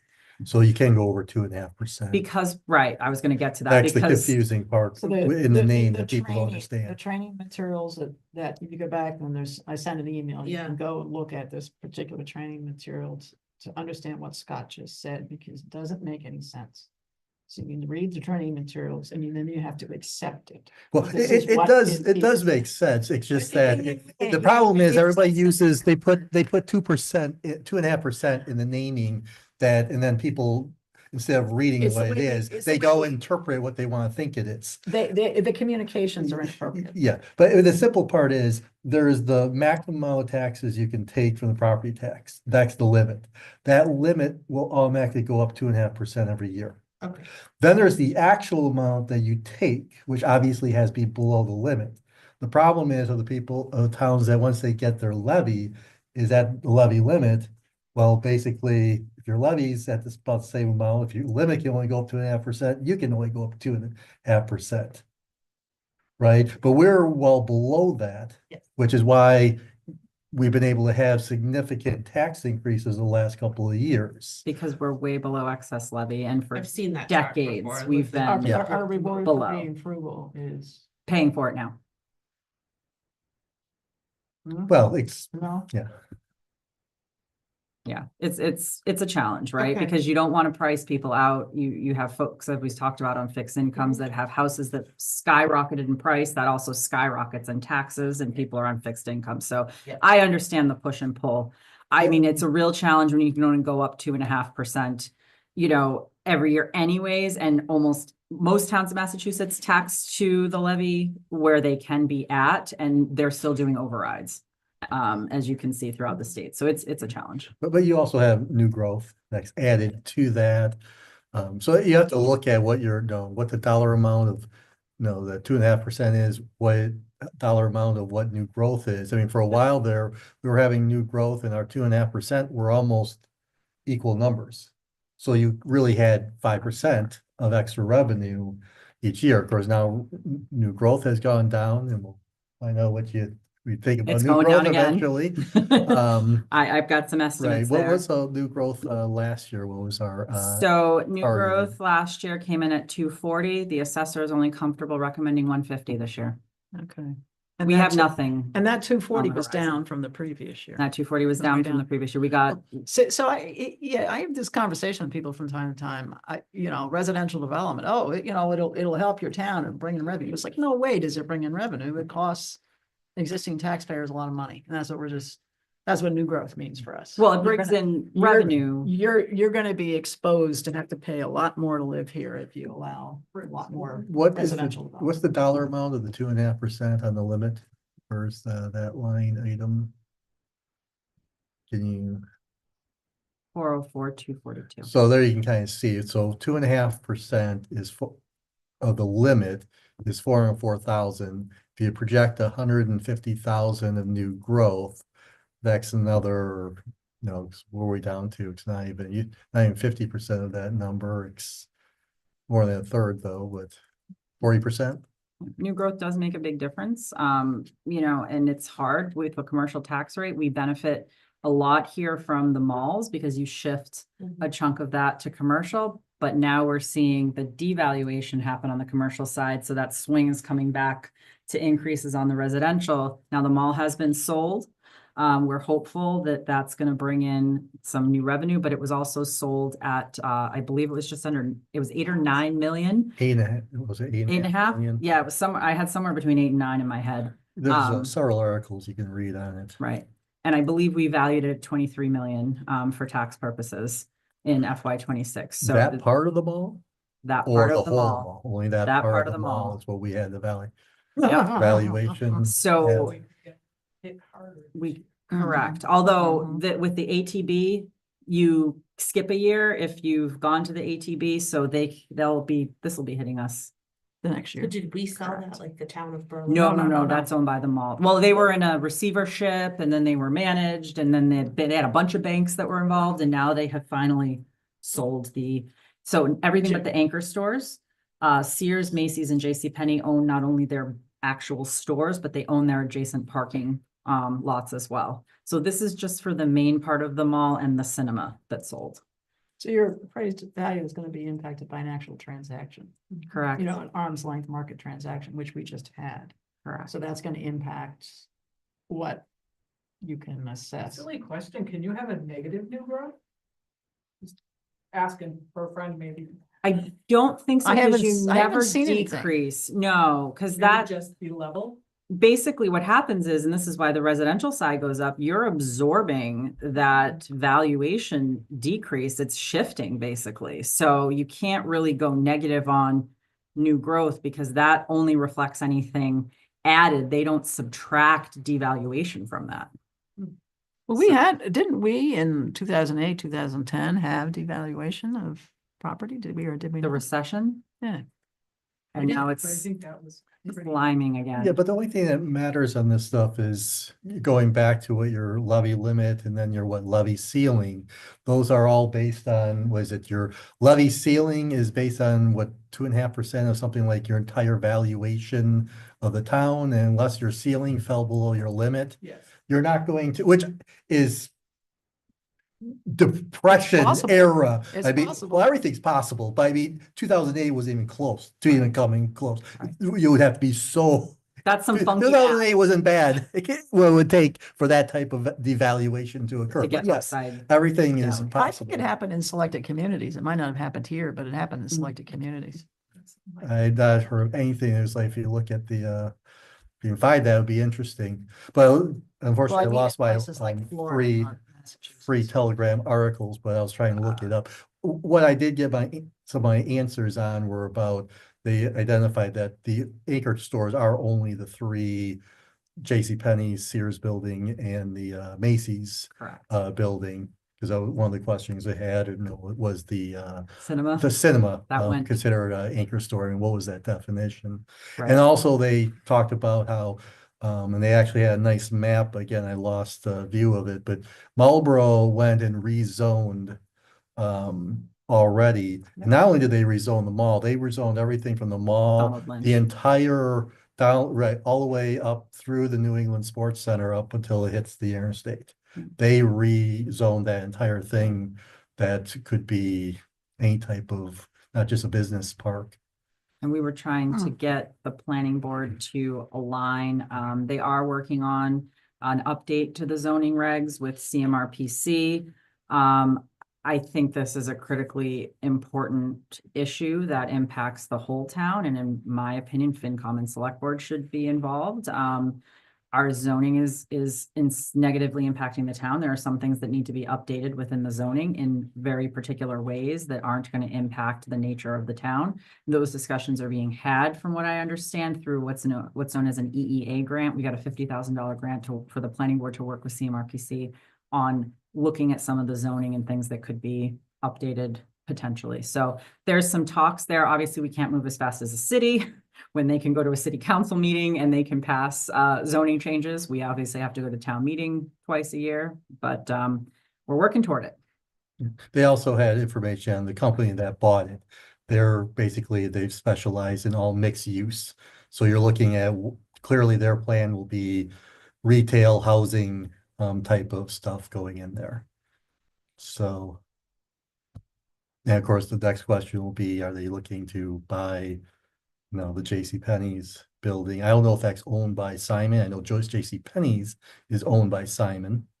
No, they own their own stores, is my understanding, the anchor stores. Well, but J.C. Penney's was filed bankruptcy by the parent company of Simon a few years ago to Okay. try and save. But Gotcha. the question is, the real estate could have been put into another trust, and J.C. Penney's as the business is one thing and the real estate might be something completely different. Kind of like how Pure Hockey was way back in 2008, right? Pure Hockey was a separate entity and their building was a separate business entity. Right. So, so it's unclear, names like what Macy's and of course Sears is just sitting on their stuff waiting for them to, what they think will be, A good price. right, whatever Yeah. that opportunity. Right. Well, let me just walk you quickly through the revenues, and these are all estimates, anything that's in yellow. So I have level funded local receipts for right now from last year. There is a huge push at the state to see a relatively significant increase in local receipts. They're pushing actually for a $351 million increase in unrestricted general government aid, what is known as UGA, which is the worst acronym for anything ever. And so it's 351 million for 351 cities and towns, and to try to make up that gap and where we are at with funding. We are the 13th or 12th lowest funded state in the nation when it comes to state aid. The other states, there are several other New England states that are on that list. We talked a little bit about this previously, and I don't know what will happen, but it's clear that if the state's going to put caps on what we can raise locally, then they need to step up more on their side. So that's what the push is from the Mass Municipal Association, and we'll see where we land. But I did the math. Even if we went up by the percentage they were talking about, it's about an extra $72,000 for us. Yeah, I It's mean, not they super throw out as like consequential. some big number. It's so, Right. it's so It's insignificant. big if you're a city, maybe, and you get more of your revenue from there, but not us.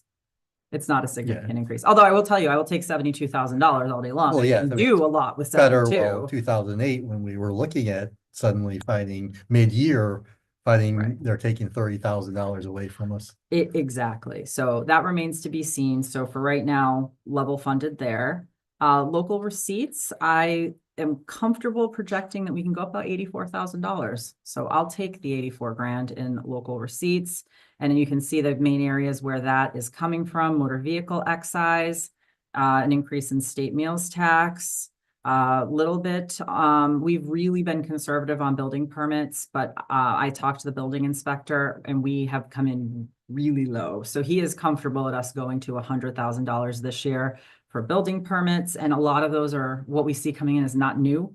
It's renovations, it's additions, it's sheds. I was gonna say, we're going up in building permits, but our But not- growth is going down. Yeah, permits, not necessarily new buildings, but renovations. But renovations still include, I It mean, does they add some consider it to value. be You need a permit valuation. to knock down a shed, okay, so You that's. need it for revenue. everything. You need a permit to move. That's right. You need a permit to have a 40 cubic yard container to put debris in. They don't call us Taxachusetts for no reason, Oh, but those So- things actually reflect a lot of local costs. Yep, Those. because we have to go out and inspect and, Yeah. Yep. But that's actually does correlate with new growth. Because that's where the new value will come from. So it does have has a little bit of an impact, but I mean, if you look at what we came in at, we've come in higher than we've estimated. So this is really adjusting our estimate on local receipts. This is not necessarily reflective of a huge substantive increase. We were estimating very low for the Oh, past few okay. years on building permits. So Kristen, when we look at that fiscal 26, that's our Yeah. budget. Correct. Let And, me and pull you this have the open a little. actuals, where we sit today. Not for 26, obviously, because we're in 26, but I do I really don't like Google Sheets. Can slow. I do unhide? So you have actual for 25. You know what? Hold on. Let me actually Which go to is, my local receipt spreadsheet because That's okay. I can't, but yes, I do. I have actuals going back. So I know this looks a little like, the actuals No. are in green, the estimated is in orange. So if you look at where we're coming in and we're talking about building permits at the beginning, we were high a couple of years because of Highland Ridge. I That know. brought in a significant amount. Obviously, when that drops off and all those houses have been permitted, then we don't see that revenue anymore. So as you can see, going back to FY 24, we were estimating 80,000, but we actually brought in 183. Then you can see the real drop in 25, though. We went from 80,000 to 121. So now all the Highland Ridge stuff is off the books, but we're still a little higher than we thought we would be without them. So that's why I'm, comfortable in talking with the building commissioner and going up that $12,000. Mhm, mhm. And these are local receipts for everything. The other big jump has been motor vehicle excise and hotel. That hotel, though, there was a bigger jump, we think, the year that we had the shelter crisis, because the hotels were so full in Marlboro on Donald Lynch Boulevard that we were seeing a higher capacity even at the Homewood Suites here that year. And they didn't have to discount rates because people coming in for hockey games couldn't stay at the hotels that were being used as Oh. migrant shelters. So we brought in some extra revenue that year at the Homewood Suites. So they didn't have to do their usual promotions and discounts because they were full. So we have to be a little careful how we estimate hotel because of that too. But so I'm comfortable saying we can pick up about 84,000 or 84,000 rather in local receipts. We go down a little bit in cemetery at this time. We were a little under what we estimated last year. So I feel more comfortable staying at 10,000 as opposed to 11,350, but we assess that. We usually take what we get in December, but we can continue to look at it on a month-to-month basis, and June updates me on that. And then if we look at our capital plan and where we're at for free cash, that goes in for Berlin Memorial and Tohoto Capital, that request is up a little bit. That does include the parking lot, which Capital has recommended against funding, but as we all know, and we have all learned, they can move forward and put what they would like on the warrant.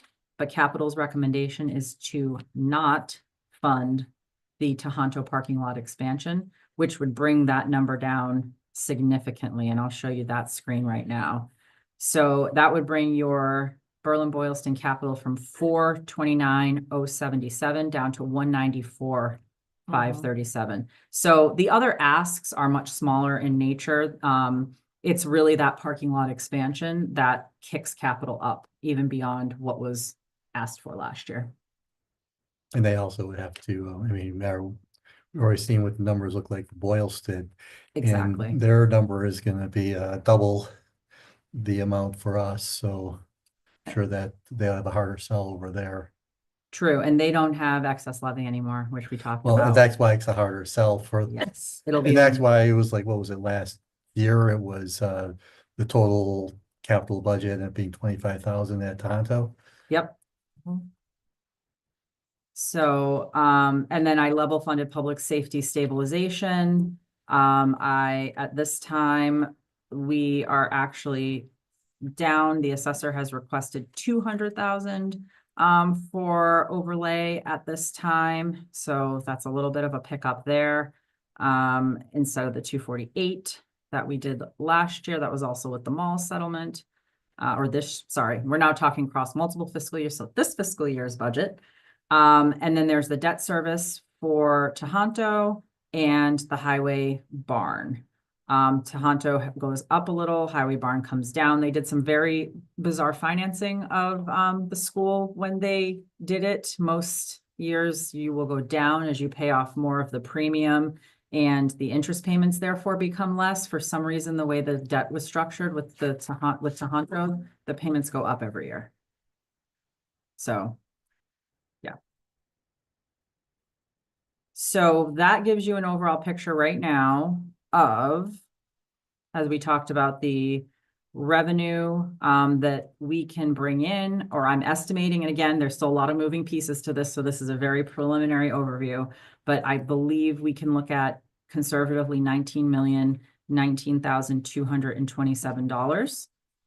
the total expenses requested right now, as we just talked about from the other screen, leave a deficit of $437,312, which is not really a deficit in that we have that excess levy funding. But if we were to, right now, our excess levy is $992,994. It's a lot of nines. In order to fully fund all of the requests right now, and I'm not suggesting that we do that, but just so you know, we would have to take another 437,000 and change out of excess levy, which would bump your taxes up significantly. So again, very preliminary high-level overview. Things are moving, things are going to change. I am really hopeful that we will see some adjustments on the Berlin-Boylston side that will help cut back on that 437. I should also note that this total requested budget line items does not include any supplemental funding requests at this time. Those supplemental funding requests all go in their own column on the spreadsheet. So the 19.4 million does not include any of the supplemental funding requests, because right now we were just putting in the actual operating budget requests. But those supplemental funding requests, if funded in total, which in reality we never do, but just so you know, those requests are $250,000. So we're gonna have some difficult discussions and some hard decisions to make. Yeah. Well, what we've done to the town on permitted expenses the last 2 years has run really too much. It has. And we need to loosen that up. So that's a high level, again, moving will change, but Can you go back to the budget and the schools? Is it, I know what they gave us initially, are they going to, is the assessment thing going to just start becoming combined between BMS and Tohoto, or is it just because that was the only numbers that they gave you? You just wanted to fill in something, it's combined, but I broke it out. right? But they didn't break it out for us this time in their thing. They only. They gave did us- not break out the assessment for BMS and Tohoto. That is correct. They were lumped, and that's why you see the Right. 9 million I just wanted to together. see if that was, Yeah. you just did based on this, I or did it based on there's been what they some gave other us. discussion that said that they're not going to break those out. Yep. So, okay. Nope, that was just based on their preliminary figures that they gave us 2 weeks ago. So they're all rolled into the BMS assessment line item, and that's why the Tohoto assessment line item is blank right now, because I don't know the split. So we saw an Assabet 1 million plus excess and deficiency. Did that just come over the email? It did, it is less than the 5%, so there is no money that has to go back to the town. It's just their budget is very big. Their budget is over 30 million, I think, so. What was it? Their excess and deficiency? So they got. the- Assabet got their excess and deficiency, it's less than 5%, so it's very rare that any of that goes back to I towns, thought but we did have one they were year. projecting that it'd be up to, that they were gonna be over it, but it ended up being not as much as I thought it was gonna Nope. be. I sent out the email today, it is a high number, but it is less than 5%, so there is no automatic repayment or give Yeah. back to the towns. The email came today. I know I just, It was today or yesterday, Yeah. sorry, the days blend together. so their number was in excess of 1 million, but it wasn't. Above the 5%. Yeah, I kind We of did get money assumed that. back 1 year though, June, was it like 2 years ago? It was really weird. It's not common. They're very good at their budget. Yeah. And if they can give us the town's back money, they will. Well, and they have to if it's In over the 5. history of it. Is this a motion to adjourn? Think we're. That's all I So have for you. there. Then it got up. I assume that's a motion to adjourn. Are you just cold? You just get me to put your. Yeah, no, I gotta go. It is late. All right, I got a kid in these. you're all set. All right, Motion do to motion to adjourn officially. adjourn. Second it.